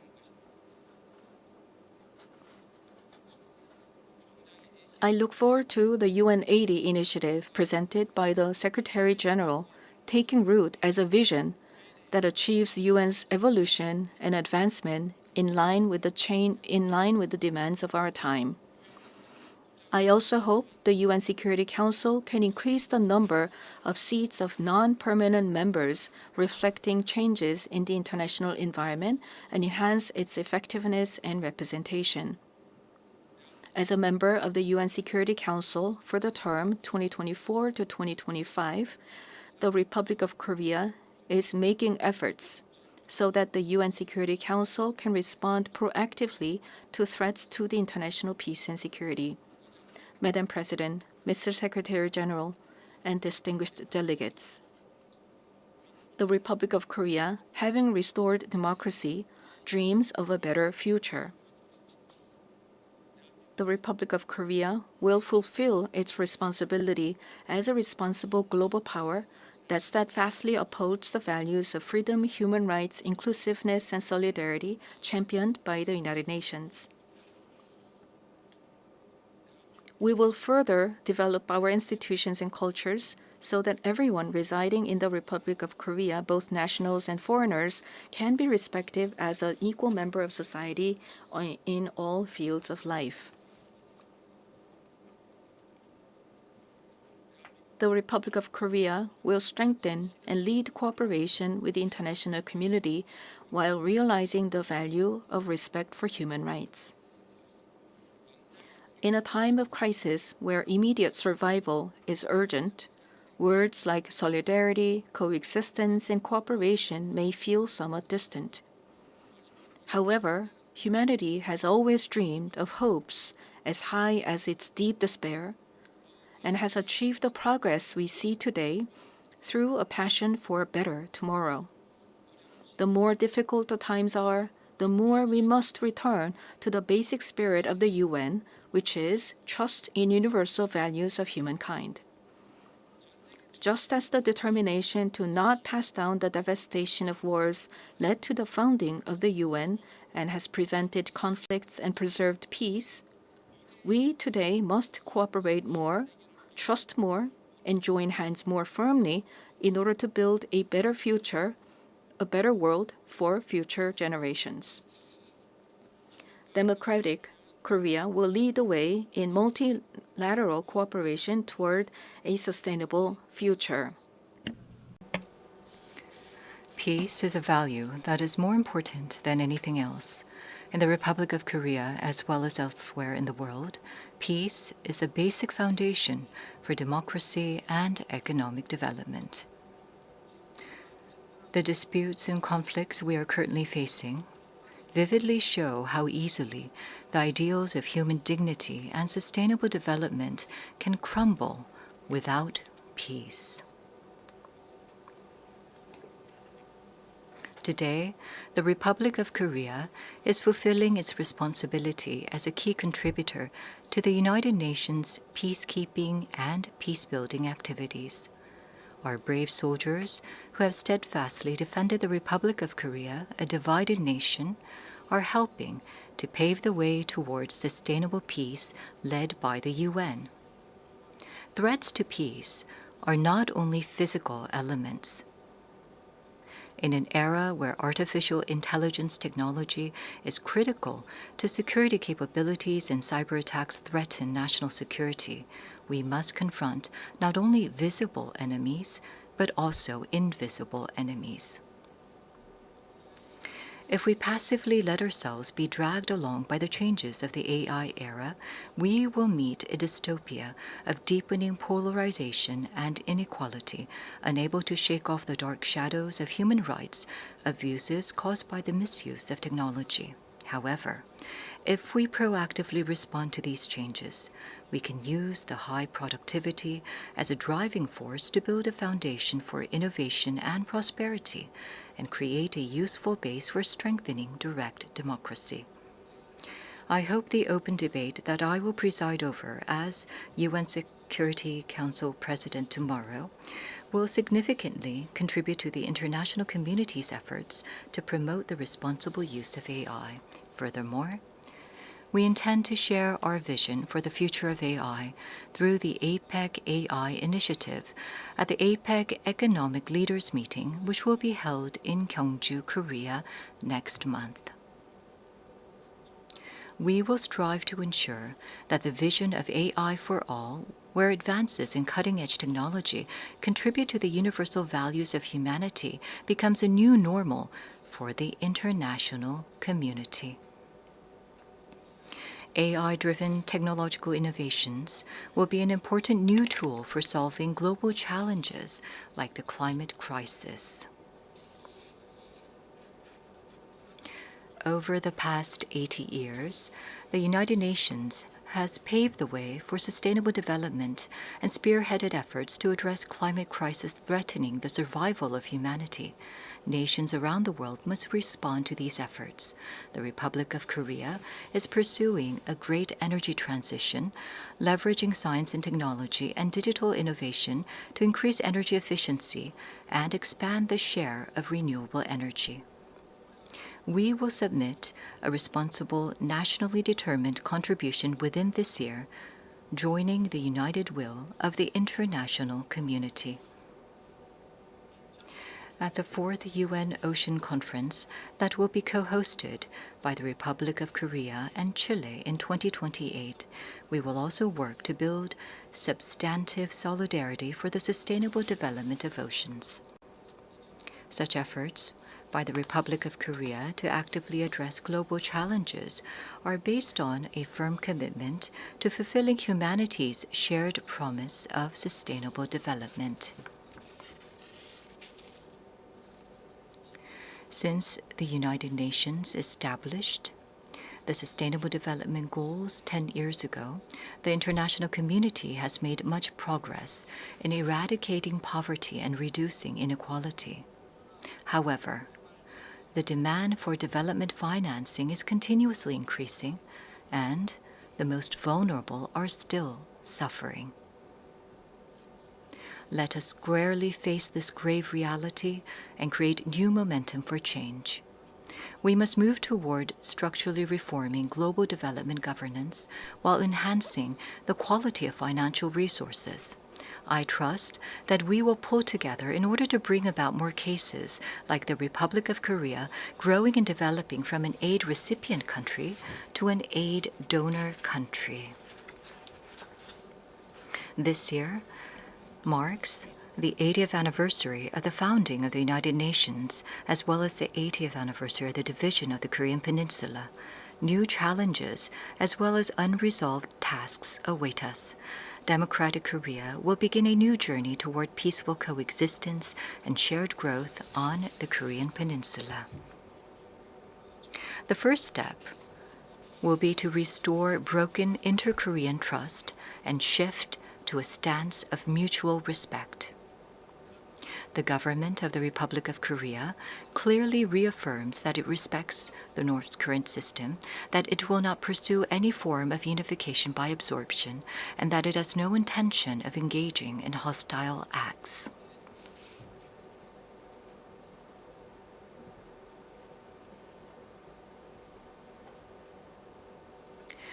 Based on these three principles, we intend to end the vicious cycle of unnecessary inter-Korean military tension and hostile acts. That is a reason why we have proactively taken measures, including halting the launch of leaflets and suspending broadcasts toward the North. Going forward, the government of the Republic of Korea will consistently seek a path to reduce military tensions and restore inter-Korean trust. The most certain peace is a state where there is no need to fight. Through comprehensive dialogue centered on exchange, normalization, and denuclearization, in other words, END, we must end the era of hostility and confrontation on the Korean Peninsula and usher in a new era of peaceful coexistence and shared growth. The fact that exchanges and cooperation are a shortcut to peace is a timeless lesson demonstrated by the history of fraught inter-Korean relations. By gradually expanding inter-Korean exchanges and cooperation, we will pave the way for sustainable peace on the Korean Peninsula. It is crucial for both the ROK and the DPRK, as well as the international community, to work together to establish peace on the Korean Peninsula. While striving to advance inter-Korean relations, we will provide our active support and cooperation for efforts to normalize relations with the international community, including between the United States and the DPRK. Denuclearization is undoubtedly a grave task, but it is time to seek realistic and rational solutions based on a cool-headed perception that denuclearization cannot be achieved in the short term. The international community must gather its wisdom in a pragmatic and phased solution, beginning with a stop in the sophistication of nuclear and missile capabilities, going through a reduction process, and reaching dismantlement. Realizing lasting peace on the Korean Peninsula would present new hope and possibility to humanity suffering from conflict. The Republic of Korea will end the Cold War on the Korean Peninsula through the END initiative and fulfill its responsibility and role to contribute to world peace and prosperity. A future where people from different nations cooperate and overcome global challenges together may sound like a rosy, dream-like vision. However, this is by no means an impossible dream. Peace is not merely the absence of armed conflict, but the realization of a community where differences are respected and people coexist. As long as respect and aspiration for diversity is inside us, we can always unite and embrace one another. K-culture is connecting people all over the world beyond borders, language, and cultural differences. The success and spread of K-culture prove that universal empathy is possible, transcending differences in all backgrounds. Gathering the energy of solidarity, coexistence, and consideration, the Republic of Korea, having ushered in a new diplomatic republic, is ready to move toward a sustainable future and a new page in human history. Though a difficult journey is expected, humanity has been able to grow and come this far by not giving up on challenges, even in the face of adversity. As the people of the Republic of Korea raised colorful cheering sticks in the face of a crisis in democracy, I call on the international community and the United Nations to lift the lantern of hope that will light the future of humanity. The Republic of Korea will boldly lead the way toward a new era of peaceful coexistence and shared growth on the Korean Peninsula toward a better future together. Thank you very much for your attention. On behalf of the Assembly, I wish to thank the President of the Republic of Korea.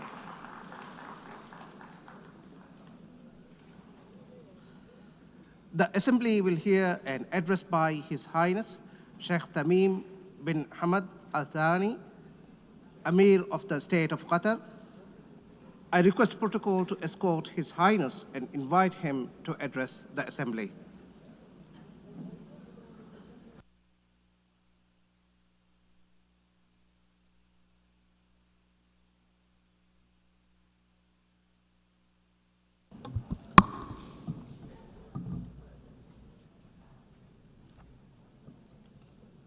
Bismillah ar-Rahman ar-Rahim. In the name of God, most compassionate, most merciful, Your Excellency, President of the General Assembly, Your Excellency, Mr. Secretary General, may the peace of God be upon you.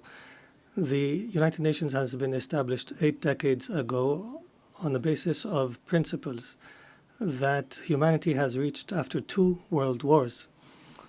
These rules are based on the maintenance of international peace and security and the respect for human dignity and state sovereignty and a non-interference in internal affairs, and to cooperate for the benefit of our peoples. This means If we allow violations to continue, it means allowing the rule of the jungle, where perpetrators and violators enjoy benefits just because they can. This is the political realism that we are facing, that has been reduced to the ability to impose a status quo. This is a crisis. Such conduct finds that violators consider that tolerating them is a weakness. What must prioritize the discussion in the international community now is how to restore collective security as per the UN Charter, and how to restore the legitimacy of the international system. Your Excellencies, as you know, Doha on the 9th of September has suffered a treacherous attack that targeted the negotiating delegation of Hamas in a residential neighborhood that includes schools and diplomatic missions.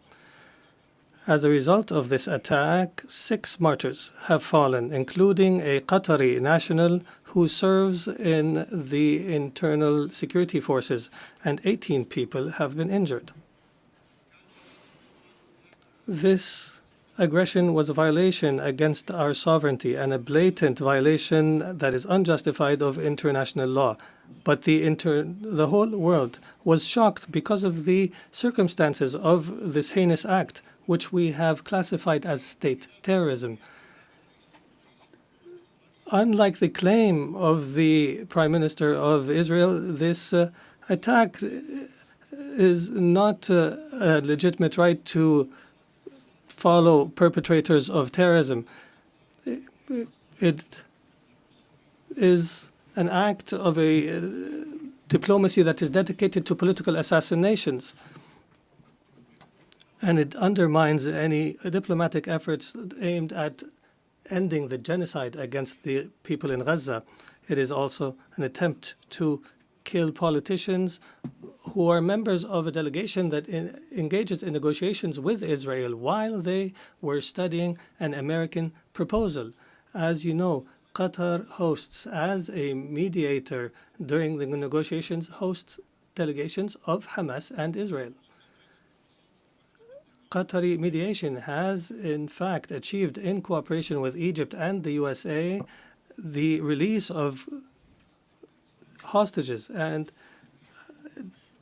the last agreement was negated by Israel unilaterally, preventing an ability to reach a permanent ceasefire and the release of all hostages and the withdrawal of the occupying forces from the Gaza Strip and the humanitarian access and the release of Palestinian prisoners.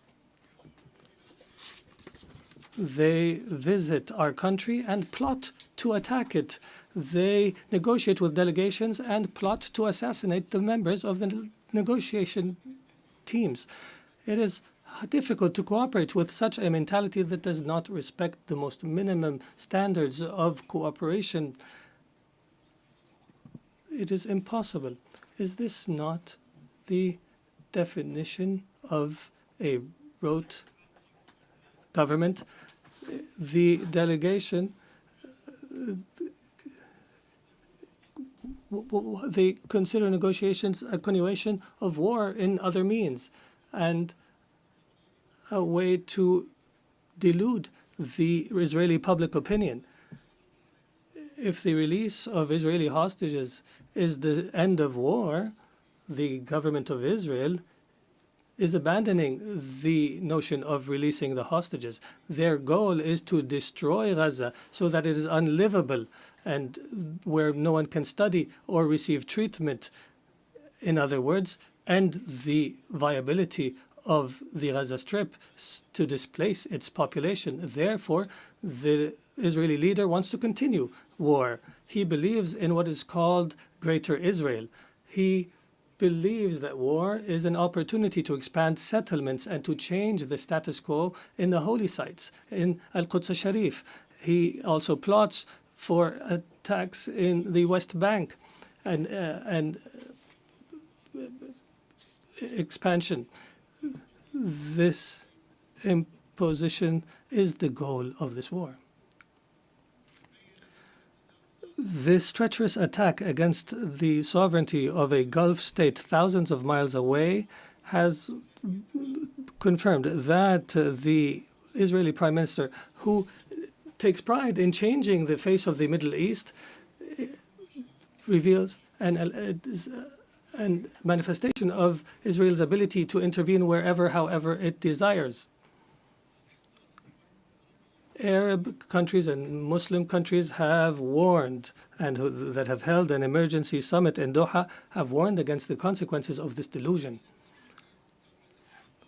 Israel is not a democratic country surrounded by enemies, but in fact, it is an enemy to its surrounding neighbors, and it's engaged in a genocide. And its leader is proud of preventing the establishment of a Palestinian state. And he promises that such a state will never be established. And he takes pride in preventing peace with the Palestinians, and that he will prevent such peace in the future. Israel is surrounded by states either who have signed a peace agreement or who are committed to the Arab Peace Initiative. But Israel does not make do with truces and settlements. It desires to impose its will on its surrounding Arab neighbors. And everyone who believes so is, and everyone who opposes its will is either anti-Semitic or a terrorist. Even Israel's allies realize this fact and reject it. And here we are today, where we witness an international solidarity movement that is similar to the international movement against apartheid last century. And I would be remiss not to express my appreciation with the solidarity we have received in Qatar after the attack, including the statement by the Security Council that has condemned the attack. Distinguished Excellencies, Qatar will remain true to its history and legacy, opposing the crimes that take place. We believe in the ability of reconciling interests with security. We will continue to speak truth, and we will engage in diplomacy when our enemies find it easier to use weapons. We have engaged to mediate an end to the war and allow for humanitarian access and release hostages, and we have faced disinformation campaigns. However, these campaigns will not deter us. We will continue our efforts in cooperation and partnership with Egypt and the United States of America. We are firmly convinced that peace can only be achieved in our region through a firm position from the Security Council, from accepting and tolerating the occupation's crimes,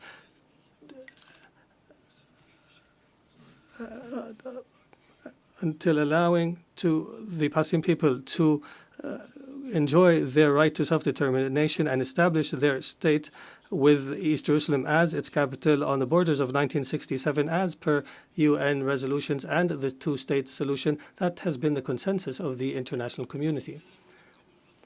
We appreciate the role of states that have recognized the state of Palestine. There is no doubt that such recognition is morally important because it sends a message that violence and more violence will not succeed in liquidating a just cause such as the cause of Palestine, and we urge more states to recognize the state of Palestine. We believe that instability knows no border and that humanity's destiny is intertwined. Therefore, Qatar has continued its diplomatic efforts to contribute to the settlement of other crises, such as in Ukraine and wars in Africa. And our persistence have continued with partners in Africa in order to draft peace agreements. Most importantly was the signing of a declaration of principles in Doha between the DRC and the Congo River Alliance in March. Our efforts support the leadership of the U.S. to achieve a peace agreement in the east of the country, and Qatar will continue to engage as an international partner in order to achieve the peaceful settlement of conflicts and to seize opportunities to establish global peace. Your Excellencies, some states in our region still suffer the lack of security and stability. However, there is hope through some positive developments. In our dear Syria, since the end of last year, is going through a new phase that we hope will be a path towards achieving the aspirations of the Syrian people towards stability, development, and the rule of law after the end of a dark phase of the country's history. Egypt has stood by the Syrian people throughout the previous years.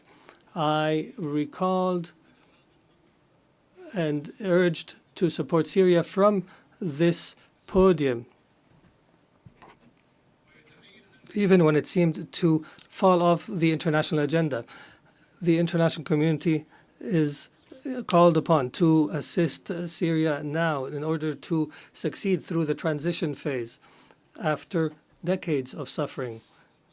Our experience in other Arab countries has taught us that building state institutions and establishing relations between a state and others is based on equality, and internal stability on the basis of respect for diversity are paramount issues at this stage. Qatar will not spare an effort to provide the necessary support to our brothers and sisters in Syria. And we have no doubt that the Syrians will be able to overcome this phase and to reject sectarianism in all its forms, and that they will reject external interference, especially the Israeli attempts to divide Syria and the conduct of Israel that is as though all areas south of Damascus are areas of Israeli influence. The Middle East has also witnessed positive developments through the election of President Ahmed Joseph Aoun in Lebanon and the appointment of Mr. Nawaf Salam as a prime minister, which is a step towards stability in the country. Qatar will continue to support Lebanon government and people and institutions, and will continue to support the Lebanese army. We emphasize the need to implement Security Council Resolution 1701 and the withdrawal of Israeli forces from the areas it occupied during the last war, and to end Israeli interference in internal Lebanese affairs. For Sudan, the people in Sudan continue to suffer an unprecedented humanitarian crisis because of the continued violence. We call once again on all parties to prioritize the national interest and to engage in a comprehensive dialogue that leads to a permanent peace and that preserves the unity of Sudan and its territorial integrity and independence, and that achieves development and stability. We declare our support for all international efforts that aim to achieve this goal. Distinguished Excellencies, Doha has always been a global capital that hosts major events in all spheres, and an area where leaders convene and decision makers from around the world to engage in negotiations and the formulation of solutions. Doha will host the Second World Summit for Social Development from the 4th to 6th November this year, and we look forward to welcoming you all during this conference. There is no doubt that the trust of the international community in Qatar is based on our successes in the past throughout the years. And accordingly, based on this legacy, we have submitted our application to host the Olympics, believing that sports is not just competition, but a bridge between cultures and a means to promote peace and understanding. And as such, we have also organized and hosted the the FIFA World Cup, proving that we are able of hosting sporting events of this magnitude. In conclusion, the state of Qatar, realizing the seriousness of the challenges facing the international community, commits to our partnership in seeking truth, peace, and justice in international relations. Thank you, and may the peace of God be upon you.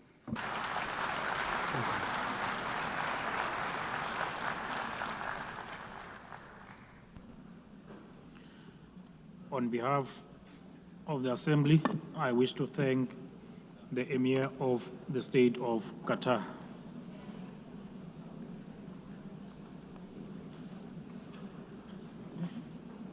The Assembly will now hear an address by Her Excellency Jennifer Gillings-Simons, the President of the Republic of Suriname. I request the protocol to escort Her Excellency and invite her to address the Assembly.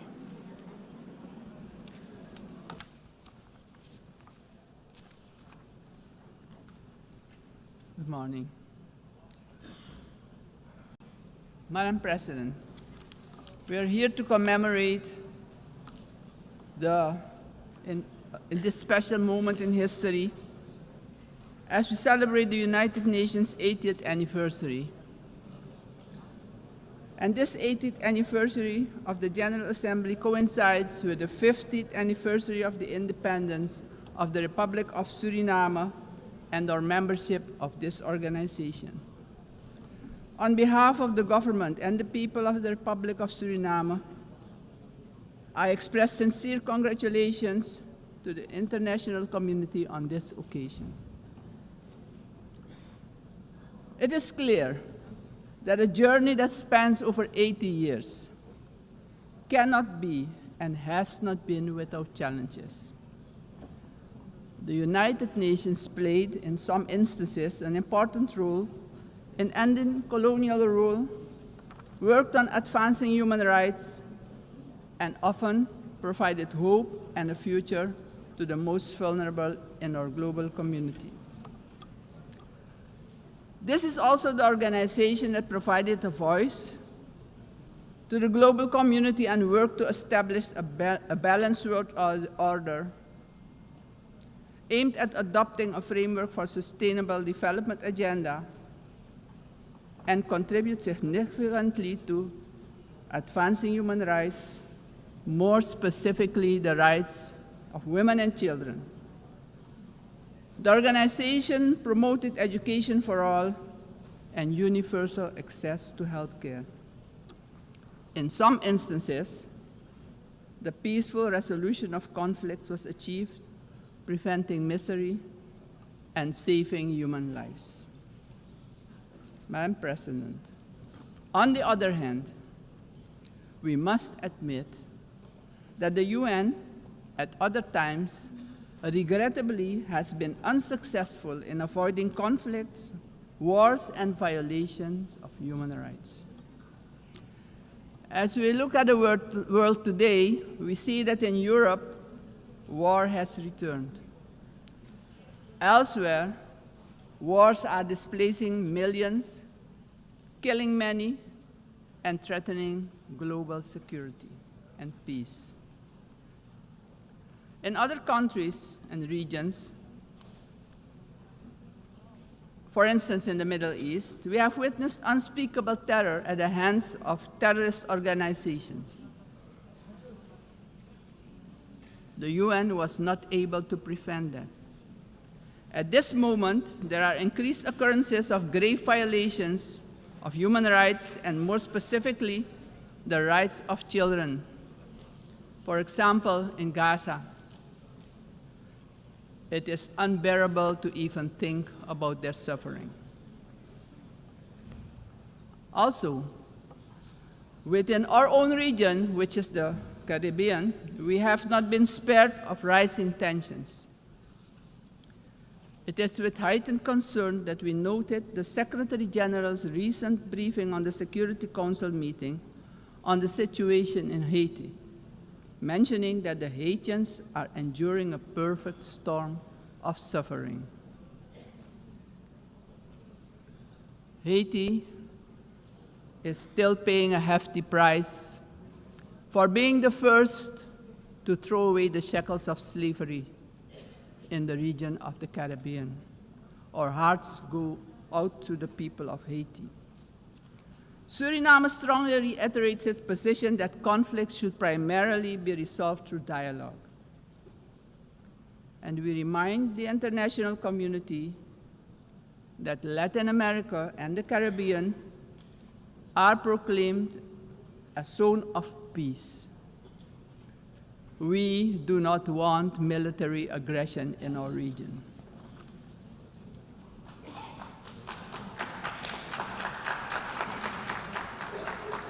Madam President, this is the moment, on the 80th anniversary, we should reflect and ponder on the next 80 years. What do we have to change and what needs to be done differently? We all must underscore and repeat it ceaselessly today that the United Nations will only be successful if all nations, without exception, adhere to the resolutions we adopt.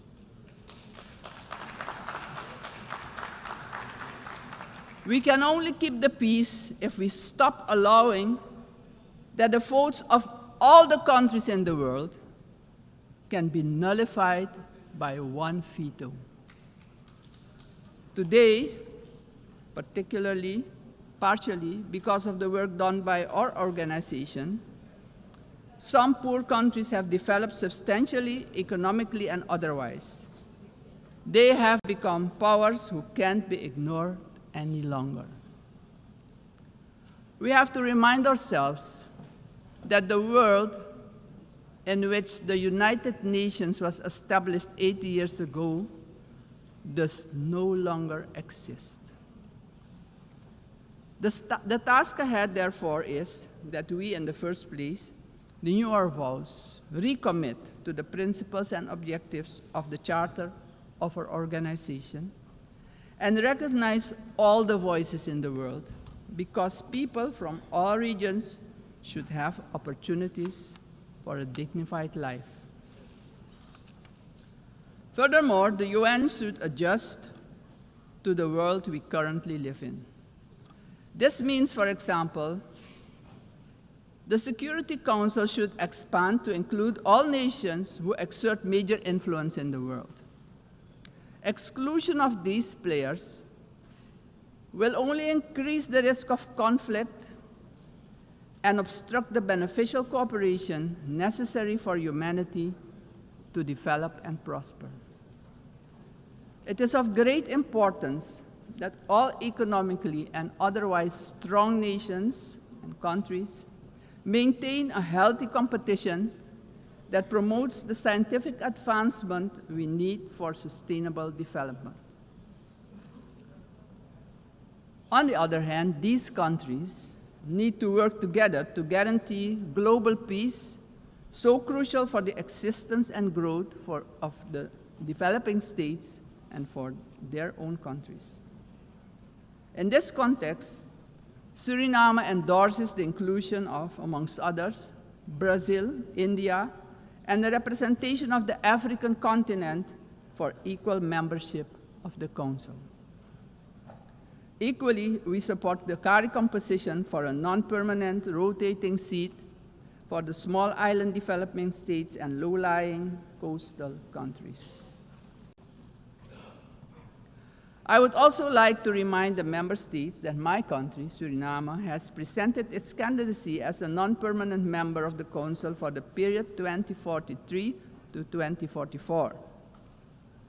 Madam President, the United Nations must be a genuine unity of nations. If our organization, moving forward, wants to play a crucial role in creating a prosperous future for humanity, we have no choice than to genuinely unite. all of us. Suriname stands firmly for global peace, for the rule of law, and for the equal value of every human life. Considering this, Suriname once again calls for the lifting of the long-standing, unjust embargo against Cuba, bringing misery to its people. Madam President, Suriname is a country with people of indigenous, Maroon, Javanese, Hindustani, Creole, African, Chinese, and European descent. We all live together in a mosaic of cultures and faiths. The persons from Surinamese origin living abroad are part of this mosaic of our population and can contribute to the socio-economic development of the nation. We consider this diversity a great asset. Actually, Suriname does not have diversity. Suriname is diversity, and we keep working together to protect and grow our national unity for our own well-being and as an example of harmony in this often divided world. My country also carries immense natural wealth, and it is our vision to create an economy that is resilient, sustainable, and inclusive. Together, we strive to build this more diverse economy by developing, among others, our tourism and agricultural sectors, strengthen our educational system, and work towards universal access to basic health care. Suriname has a vast tourism potential. With its green and lustrous hinterland, many waterfalls, rapids, and great rivers for relaxation, as well as for unforgettable adventures, if you're inclined to that. Rich biodiversity, cultural treasures, and the UNESCO-acknowledged historical city of Paramaribo. Through cooperation in the agriculture sector with our neighbors, we aim at improving food security within Suriname and the Caribbean community. My government views energy security as a strategic priority for national development, regional stability, and economic resilience. With an investment of more than $10 billion for the development of our offshore oil and gas, the country is getting a new beginning, a new start that will contribute significantly to our economic growth. However, we know oil and gas revenues should not be the sole fundament of our economic development. Hence, we need investments in relevant sectors in our country. We are steadily advancing our energy transition. While we already source about 50% of our energy needs through hydropower, we are moving toward natural gas and other forms of renewable energy as part of our long-term vision, because we know climate change is a fact. Madam President, I firmly believe that education is the foundation upon which every prosperous society is built. We are committed to invest in our education system, our teachers, our children, and youth. The future of any country depends on the talent and skills of its people. My country reaffirms strongly its commitment to upholding the rights of indigenous and tribal communities, ensuring that their livelihoods, tradition, knowledge systems are respected and preserved, and the acknowledgement of their collective land rights. Strengthening our institutions is high on our agenda. Suriname has worked tirelessly on the prevention of diseases, and despite challenges, we have achieved results that we as a country can be proud of. As of June 30, 2025, Suriname has officially been declared malaria-free by the World Health Organization after 30 years of continuous fight against this disease. the first in the Amazon region to receive such a recognition. We're aware of the responsibility to remain vigilant as government as well as a community to ensure that these gains are sustained. Suriname's example showcases that we too can surely make a valuable contribution in combating infectious diseases. Madam President, the Caribbean community is expanding its outreach. And in this light, Suriname also welcomes the recently concluded Second Africa CARICOM Summit held in the Republic of Ethiopia. This, Madam President, honors the historic, cultural, and human bonds between the regions of the Caribbean and Africa. Suriname also acknowledges the CARICOM 10-point plan for reparatory justice, which has our full and strong endorsement. Slavery was a crime, is a crime against humanity, and we're talking about reparations, yes. We will furthermore continue to contribute with CARICOM, aiming at enhancing the organization's geopolitical influence. Despite our commitment as a country to the Paris Agreement 10 years ago, we see that the climate crisis is worsening. It's worse than we feared. Our countries have least contributed to climate change and carbon emissions, but are hit the hardest by its effects, directly impacting the livelihood and economic growth of our peoples. Suriname calls for the urgent attention of the international community to address the detrimental impact of climate change facing the small island developing states and countries with low-lying coastal areas. Our forests stand strong.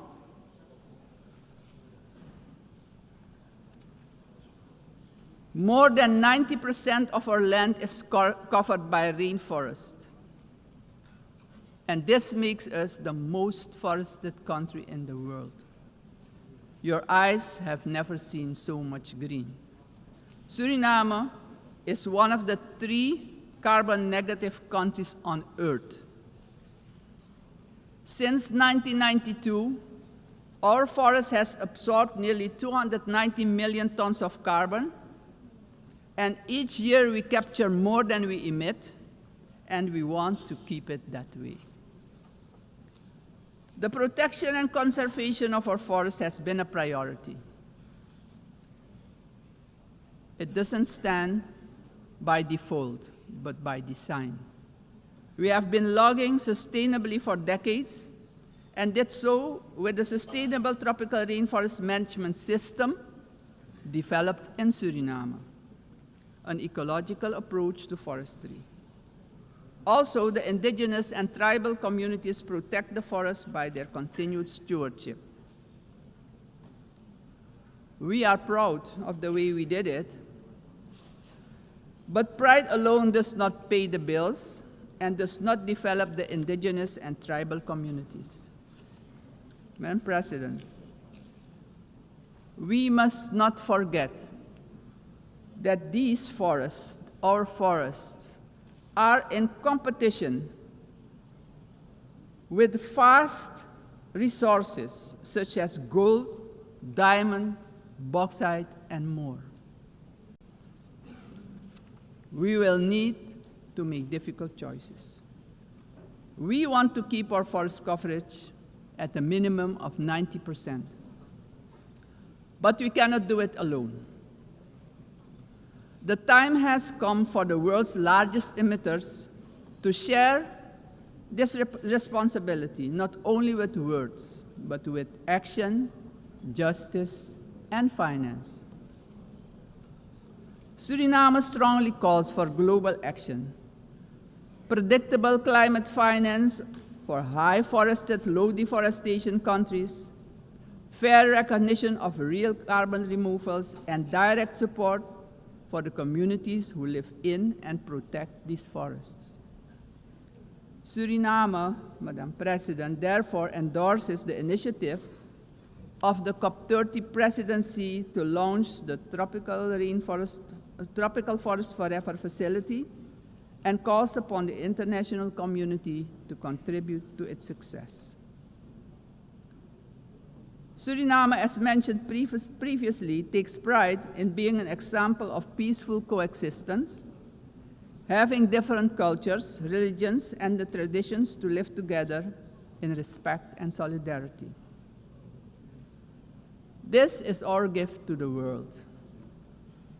The second gift, because we also have a forest that is delivering services to the whole world. This gift proves that harmony can prevail. As stated upon our admission to the United Nations in 1975, our republic indicated our willingness to engage with the international community. My country reiterates its strong commitment to multilateralism, one of humanity's most important achievements, which needs our protection in this time of change. In closing, aggression and military force should be replaced with peaceful resolution and dialogue, because it doesn't solve problems, it creates destruction and misery. As a matter of urgency, I call on every member state to keep the peace, protect the planet and all human rights. Suriname has shown the world that living sustainably together is possible. We are really better together. Thank you, Grand Tanye, and may God be with you.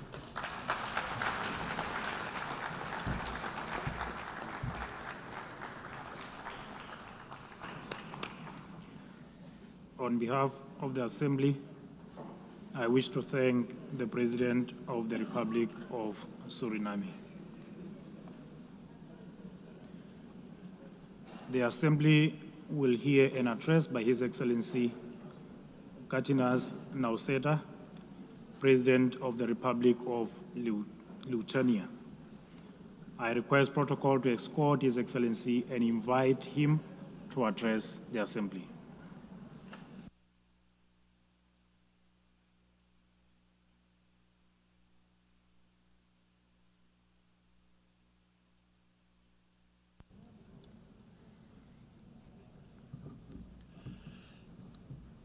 Dear Mr. Chairman, Excellencies, ladies and gentlemen. 80 years ago, humanity, emerging from the Second World War, embarked on a long road towards peace. Building on the solid foundation of the rules-based international order, our forefathers created the United Nations and its institutional system. This system was never perfect. Many nations, Lithuania included, had to struggle for decades, seeking freedom, independence, and sovereignty. Many people suffered war, famine, and premature death. And yet, it was the best international order that we have ever. The United Nations system embodied the great hope that nourishes the human soul and guides our actions for the universal good. Together we succeeded in condemning war and conquest, at least in theory, if not always in practice. To this day, even the worst aggressors feel ashamed to openly conquer, destroy, and enslave. Instead, they talk about special military operations and the need to protect those who frankly do not want to be protected. This shame is a significant achievement of our time. To the extent that current international norms limit the behavior of offenders, they help countless people to survive, escape torture, or even prosper. Thus, it is an ever-growing concern to witness these same norms being subjected to increasingly open and brutal attacks. Our international order is being slowly eroded by the irresponsible actions of those who should know better. The world is turning into a much more dangerous place. We have seen this before. We cannot ignore the striking parallels between the present day and the events of 1938, a time when the world chose appeasement over international law and diplomacy over deterrence, culminating in the infamous Munich Pact. That was a short-sighted attempt to satisfy a dangerous revisionist aggressor by giving away the territory of a sovereign nation. It proved to be a complete failure. The Munich Pact not only emboldened the Nazi regime, but also opened the door for Soviet expansion. Soon after, the secret protocols of the Molotov-Ribbentrop Pact carved Europe into spheres of influence and sealed the fate of many independent states. As Europe descended into another great war, Lithuania and the other Baltic states were illegally occupied, annexed, and brutalized. After regaining the independence 35 years ago, Lithuania feels a duty to guard the bitter memory of past mistakes. Never again will we place our hopes in appeasement. Never again will we stand aside. Never again shall Pandora's box be opened. In 1938, it was Czechoslovakia that was abandoned. Today, we cannot abandon Ukraine alone. The war in Ukraine is well included. One of the partners in organizing today's forum is Denmark. So let me turn back to a member state representative and ask His Excellency Jeppe Tranholm Mikkelsen, who's the permanent Secretary of State for the Foreign Affairs of Denmark, to provide some perspectives on this topic. Thank you very much, Excellencies, ladies and gentlemen. While Denmark is a small country and cannot claim to be a key player in a matter like this one, we do have a little bit of history with this particular issue. Back in 2005-06, the last time we were an elected member of the Security Council, that was the time of the election of Ban Ki-moon. But when we look into our files of that period of time, we have to admit that we played no role whatsoever and cannot really see that this was an issue that figured prominently. In 2015-16, we were not in the Security Council, but at that time the process was conducted by a Danish politician as the President of the General Assembly.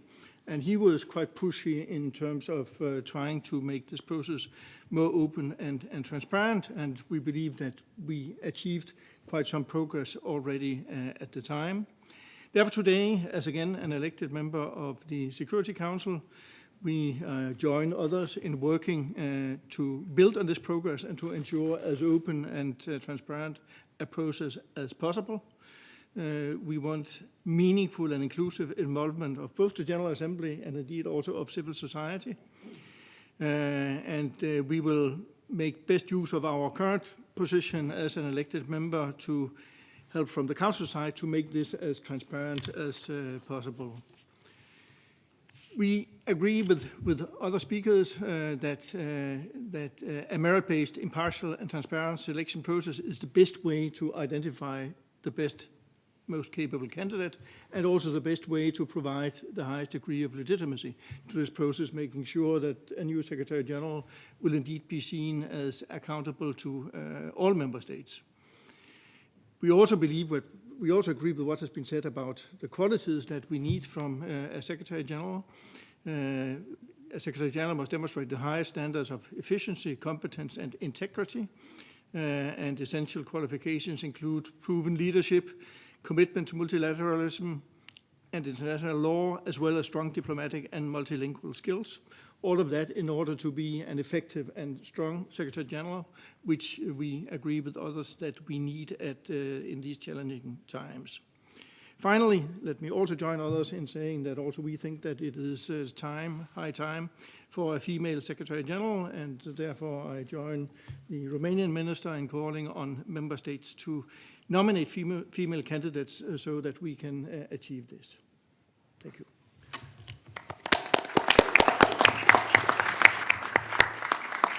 Mr. Permanent Secretary, thank you very much for your remarks. And rounding out our interventions from the panel today is Dr. Fatma Nio, who's, as I mentioned, is the Honorary Fellow at Trinity College in Cambridge. He's a Senior Fellow at the United Nations Foundation, Chairman of the Uthant House, and the author, most recently, of Peacemaker, Uthant and the Forgotten Quest for a Just World. Thant, the floor is yours. Thank you. Thank you very much. I'm honored to be here, and I'm very grateful for the invitation. I'm a historian, so if you give me just a couple of minutes to go a little back into history in a way that I hope will help us to maybe think differently about the choices ahead. As you all know, the UN was conceived as a wartime alliance before 1945, and it was meant to be an enforcement mechanism for the three principal allies that won the Second World War, with US and USSR at the center of what was going to be this global peace organization. But even before the ink dried in San Francisco, it was realized that this wasn't really going to work. And the UN for the past 80 years has had to reinvent itself many times. And I think in some ways we're in a period of transition, as the UN has been many times in the past, a time of seeming crisis that the UN has managed to recover from. And in some ways, like the era that I've studied during the coldest years of the Cold War in the late 1960s and early 1970s, it was exactly when the world seemed to be in collision, when different world orders, different perceptions of what should come next seemed to be clashing, that the UN was able to take full flight and come into its own. The Security Council for many decades, different decades, has been hobbled by disagreements between the big powers, between the permanent five, and unforeseen by the founders of the UN, it was the Secretary Generals, the Office of the Secretary General, that actually became a principal organ for peace and security of the United Nations. This happened in the beginning in the 1950s, fueled to some extent by the Afro-Asians, as they called themselves then, the Third World Bloc, the non-aligned countries, but with the support of at least many of the permanent members as well, into the field of mediation, peacemaking, and peacekeeping. One good example, or one example that I have researched and written about recently, was the Cuban Missile Crisis, and I'll just mention that in passing, because that's an example when the world was on the brink of a nuclear war between the two biggest superpowers at that time, and the Secretary General, Uthant, intervened without any mandate. He intervened after deep consultations with the leaders of the non-aligned movement. He acted within 24 hours. He sent secret as well as public messages both to Moscow and to Washington. And more than anything else, he inserted the role of the Secretary General in a way that created time and space for both John F. Kennedy and Nikita Khrushchev to find a diplomatic way back from the nuclear brink. I think in the decades that followed, we saw as well many different successful mediation efforts. And to some extent, I think a big problem sometimes at the United Nations, where I've worked also for many years, is that we don't tell ourselves enough the stories of the past where the UN has been very successful in peacemaking. Going from the Cuban Missile Crisis through the India-Pakistan War of 1965, through the 1970s, the peacemaking efforts of the late 1980s from El Salvador to Namibia to Cambodia to East Timor. This was all the doing not just of the Secretaries Generals, but the team around him and the mediators who worked usually at best with a good Security Council mandate, but again, sometimes without that mandate, trying to find that space, trying to find those openings. I think the selection of the new Secretary General is incredibly important now, probably the most important choice that we have before us. And we must remember as well that the success of this person is going to depend on three things. One is his or her ability to work well with all the membership, small states, but also, and perhaps especially in some cases, the more powerful or the most powerful states of all. The second is to be able to listen to, connect with, mobilize global public opinion and civil society, and be that moral voice for the principles and purposes of the UN Charter. And the third is to have the freedom to assemble the best possible top team possible around him or her in the future of mediators, advisors, analysts to play that function of the world's preeminent diplomat. I think for all the reasons that everyone has said on this panel today, the process is all important for reasons of legitimacy, to find the right person, which I too hope will be a woman for the first time in the UN's history. But I would suggest in ending my intervention that we also need to look at it from the opposite direction, which is to look at the outcomes that we actually want. At a time when the tide of war is rising, that we may be close to nuclear confrontation than at any time since the end of the Cold War, we should think to ourselves, what are the 3, 4, 5 biggest wars in the world today? In Ukraine, in the Middle East, and elsewhere. What are the possible big new wars, deadliest conflicts, possible nuclear conflicts that we may see in the 4 or 5 years to come, including, for example, in the Western Pacific? And what kind of comparative advantage does only the UN, as a global, universal peace organization, have, and the Secretary General of that organization, as the world's only genuinely neutral arbitrator, have, to step in, carve out a peaceful and diplomatic path forward? And I think then we need to think about the kind of person who could fulfill that role and select the right person, which again, I will say is probably the most important choice we have before us. Thank you.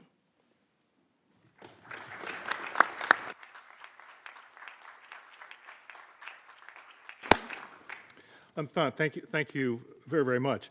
And I certainly hope that Security Council members who are with us today, of course Denmark is with us, think about what all of you have said about the type of candidate that is necessary at this organization at this time, and if the Security Council members agree with the type of candidate you are all describing.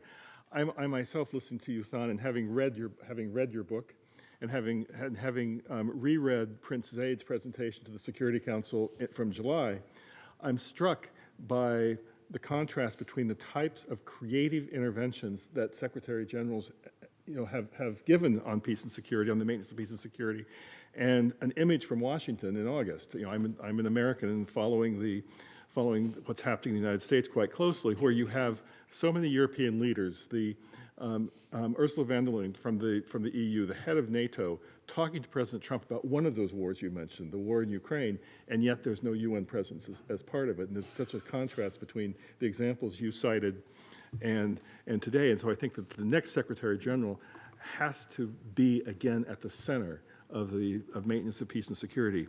We'll now invite some interventions from the floor. I'm going to start with some member states who've registered their interest. If anyone would like to offer thoughts from the floor, I think you know the system better than I do. It's changed since I was a UN official. But let me start by calling on the representative of Finland, Ms. Uita Holopainen, who's Vice Minister and Under Secretary of State. Please, Ambassador. Thank you so much, and thank you for organizing this extremely timely discussion. It's very good to be here and listen to all of you. And actually, I must say that there is not so much to add to this, to the interventions that we have already heard.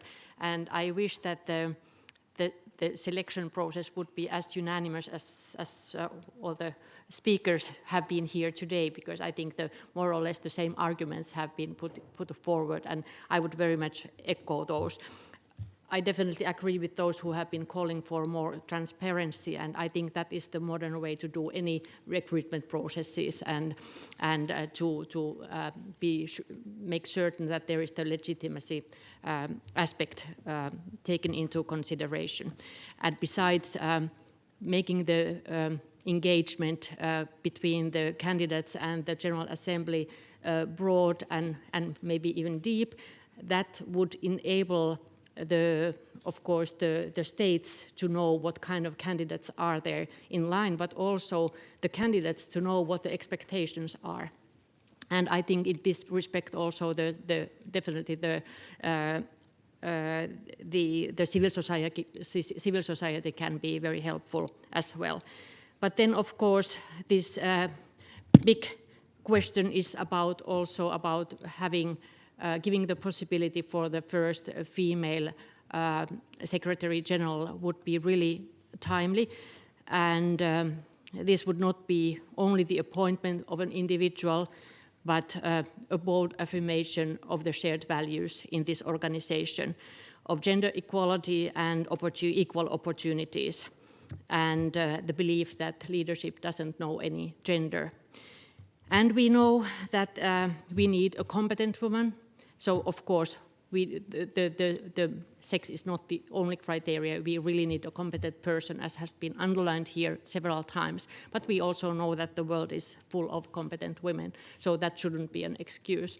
I think we just need to encourage potential candidates, female candidates, to really have the courage to be available, and of course to encourage the states to nominate female candidates. Thank you so much. Thank you, Ambassador. Let me now turn to the Vice Minister of Mexico, Mr. Enrique Ochoa. Mr. Vice Minister. Thank you very much. And let me start by agreeing with something that our colleagues have said, that the selection process of the Secretary General has evolved and has, from a very closed-door exercise and non-transparent exercise dominated exclusively by the 5 members of the Security Council, to a more transparent and inclusive process that involves more and more the participation in the GA. However, I mean, let's be clear, there's still a lot of room for improvement. We consider that the next Secretary General must be the most capable person to lead the organization through a process of reform, the UN 80, and modernization when we have scarce resources and we are living in experiencing these geopolitical tensions. We also need someone who's able to bring parties to the negotiating table. This is something which I think it is very important. Someone that can strengthen the role of the UN in preventing conflicts, something that I think, unfortunately, this organization is failing short of. But coming from a country that has its first female president, we consider that, as my president has said, this is the time for women. But unfortunately, it seems that this has somehow not transpired into the UN, and particularly to the position of the UN Secretary General. And as to this morning, the PGA very eloquently say there are 4 billion women. Of this 4 billion women, we have to choose the best one. And I think it's very clear that someone, a woman, can lead this organization.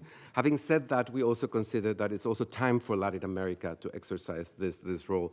Since Javier Pérez de Cuellar, Latin America has not had this position.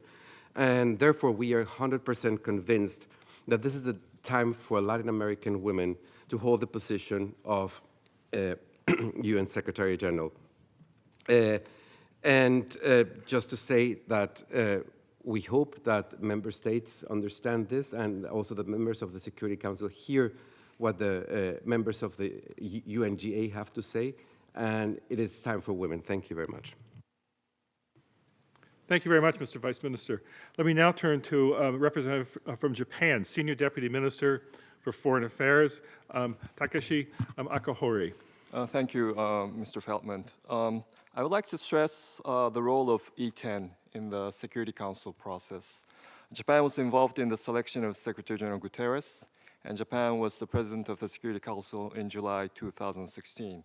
Japan held 9 informal meetings with 9 candidates, and Japan started the straw polls in July 2016. Because we were frustrated by the lack of progress within the Security Council on transparency, Ambassador Korobesho left a letter for other future elected members to build upon. And I think institutional memory within the E10 is very important. And any member state can become an E10. So the GA has to work with the E10, and the E10 has a strong role to play. Many of our proposals in the Besho letter were already achieved through the GA revitalization resolution, and we are grateful for the promoters of the resolution. But there's several areas where within the Security Council, there's room for further progress. One is the establishment of rules of procedure within the Security Council. Back then, Ambassador Korobesho proposed that those should be ready by January of the last year of the mandate of the Acting Secretary General. That would be January next year. By that time, E10 should be able to convince P5 that the procedures for the elections be settled and be published to the general public or the General Assembly. The other one is to officially announce the results of the straw polls. Ambassador Korobesho tried to change the procedure to allow for an official announcement of the straw polls. He was very embarrassed because there was leakage on all the occasions, but he could not tell the President of the General Assembly what the results were. So there's room for change there. The document is called A/71774. I hope that the elected members of the Council for this year and for next year can build upon those proposals. Thank you very much.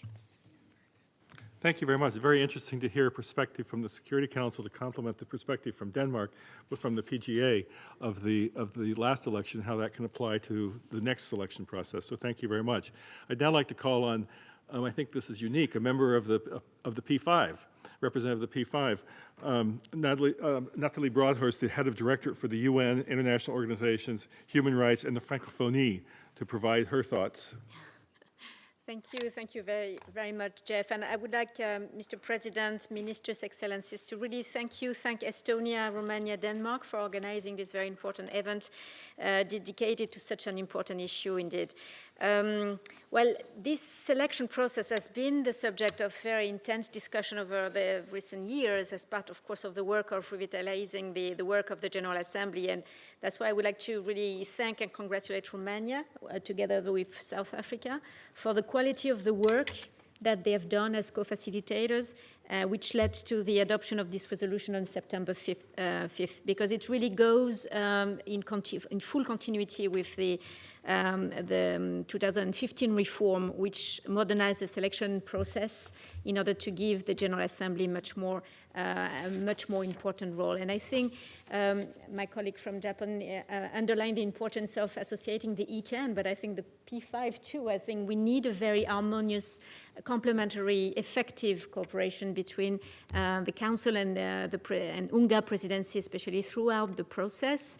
Of course, mindful of the Article 97 of the Charter and the prerogative of the Security Council in this area, which is also to recommend a single name to the General Assembly. And I think the whole process has to also try to focus also on the consensus on that. We believe, of course, that appointing the next Secretary General requires to take into account the considerable skills authority required to perform his role effectively, as was said before. Of course, the Secretary General should and has a key political role. So he has to have a strong political profile in order to influence the resolution of the crisis and conflicts and global issues, but also management skills, because the UN is such a huge organization. We know with the UN reform agenda and discussion how much it needs to lead a very difficult reform in very difficult times. So I think it will be also a manager, not only a political leader. And he or she has to have both qualities. And it's true, as was said before too, that in 80 years, no woman ever held this position, and it's high time for a change. We really believe that the selection process, of course, is based on the individual skills of each candidate. It goes without saying, but it has to take full consideration of female candidates.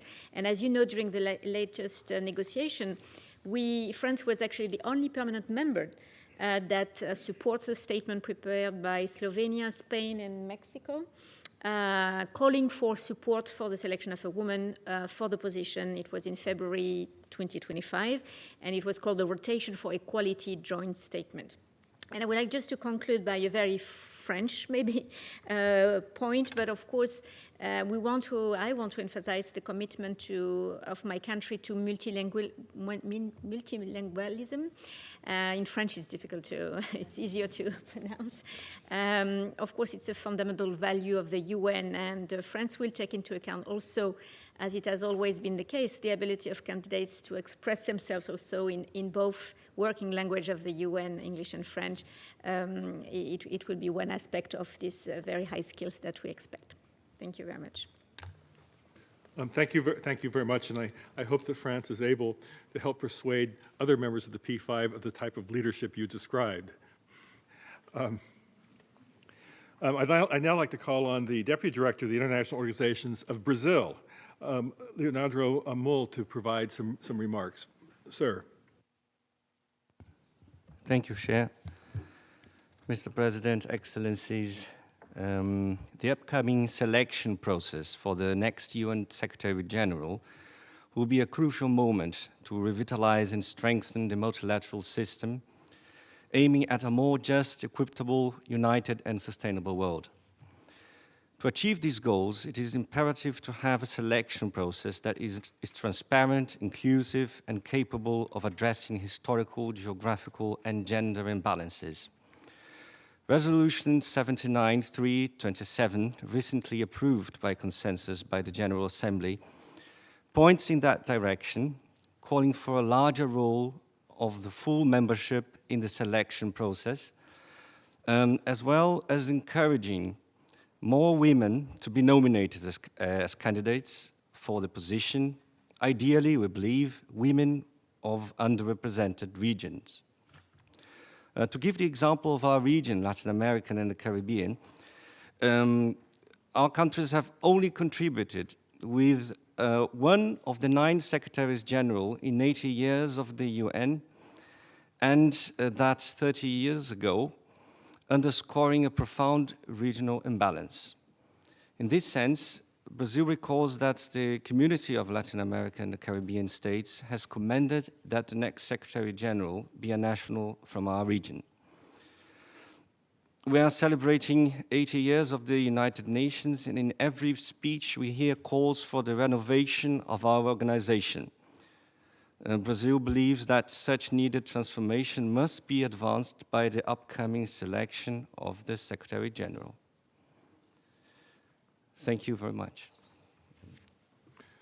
Thank you very much. And Switzerland had asked for remarks. Is there someone here from representing Switzerland who would like to make some remarks? Oh, please.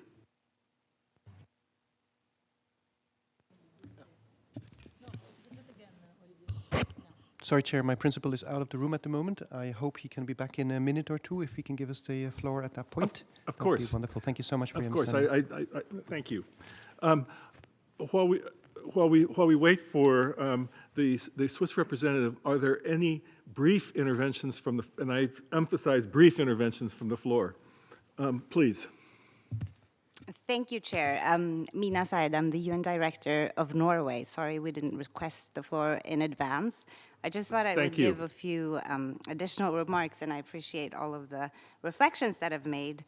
Norway also played a crucial role both through ACT and as a Security Council member during the reappointment process of the SG 5 years ago and 10 years ago. But on a personal note, I was seconded to the Danish PGA's office with the responsibility of crafting the SG selection process 10 years ago. So had the pleasure of crafting both the joint letter between the PGA and the Security Council, and also crafting the informal dialogues that were held between SG candidates and the General Assembly. And just to say, as a few reflections from that time, that it was difficult to craft the joint letter. We tried to have something that looked like a terms of reference that actually had the embodiment of many of the assets that have been mentioned here today. And I'm pleased to see that many of the things that were mentioned are actually in that letter. The highest standards of efficiency, competence, integrity, a firm commitment to the purposes and principles of the Charter, proven leadership skills, managerial abilities, diplomatic skills, communication skills, and also multilingual skills. So if we were to push this process further this time, I think it needs to embody many of the things that have been mentioned here today in terms of what the SG role actually embodies. And we went one step further when we actually did the appointment resolution during the Fijian PGA, the 71st session, which was in the appointment resolution, which was a presidential text from the PGA to actually reference the Charter's Chapter 15 rather than just the article that mentioned the SG as a chief administrative officer. And that was a first step from our side in actually building a bigger picture about what the SG responsibilities are. So hopefully through the foundation that's been built and been codified through the GA revitalization process, this time around with the boldness and ambition of both PGA and member states, E10 and permanent members of the Council, as well as the GA, we can elevate that process and make sure that the gains made 10 years ago are protected and pushed forward. Thank you. Thank you very much for your intervention, for Norway's intervention, and also I think we all recognize the role that Norway has played in the accountability, coherence, and governance, the ACT group. Now I'd like to call on the representative from Switzerland, Deputy State Secretary Ambassador Thomas Gruber.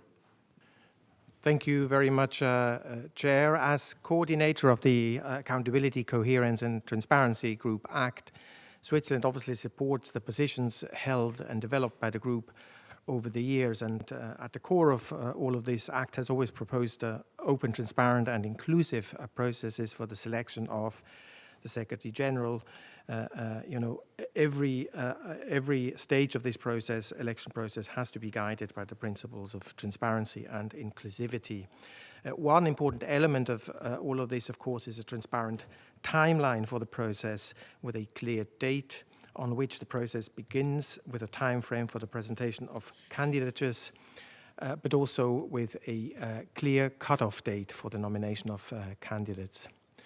In this context, Switzerland encourages the early presentation of qualified candidates to allow sufficient time for a full evaluation of all nominations. And we, as others, strongly encourage member states to consider the nomination of women candidates.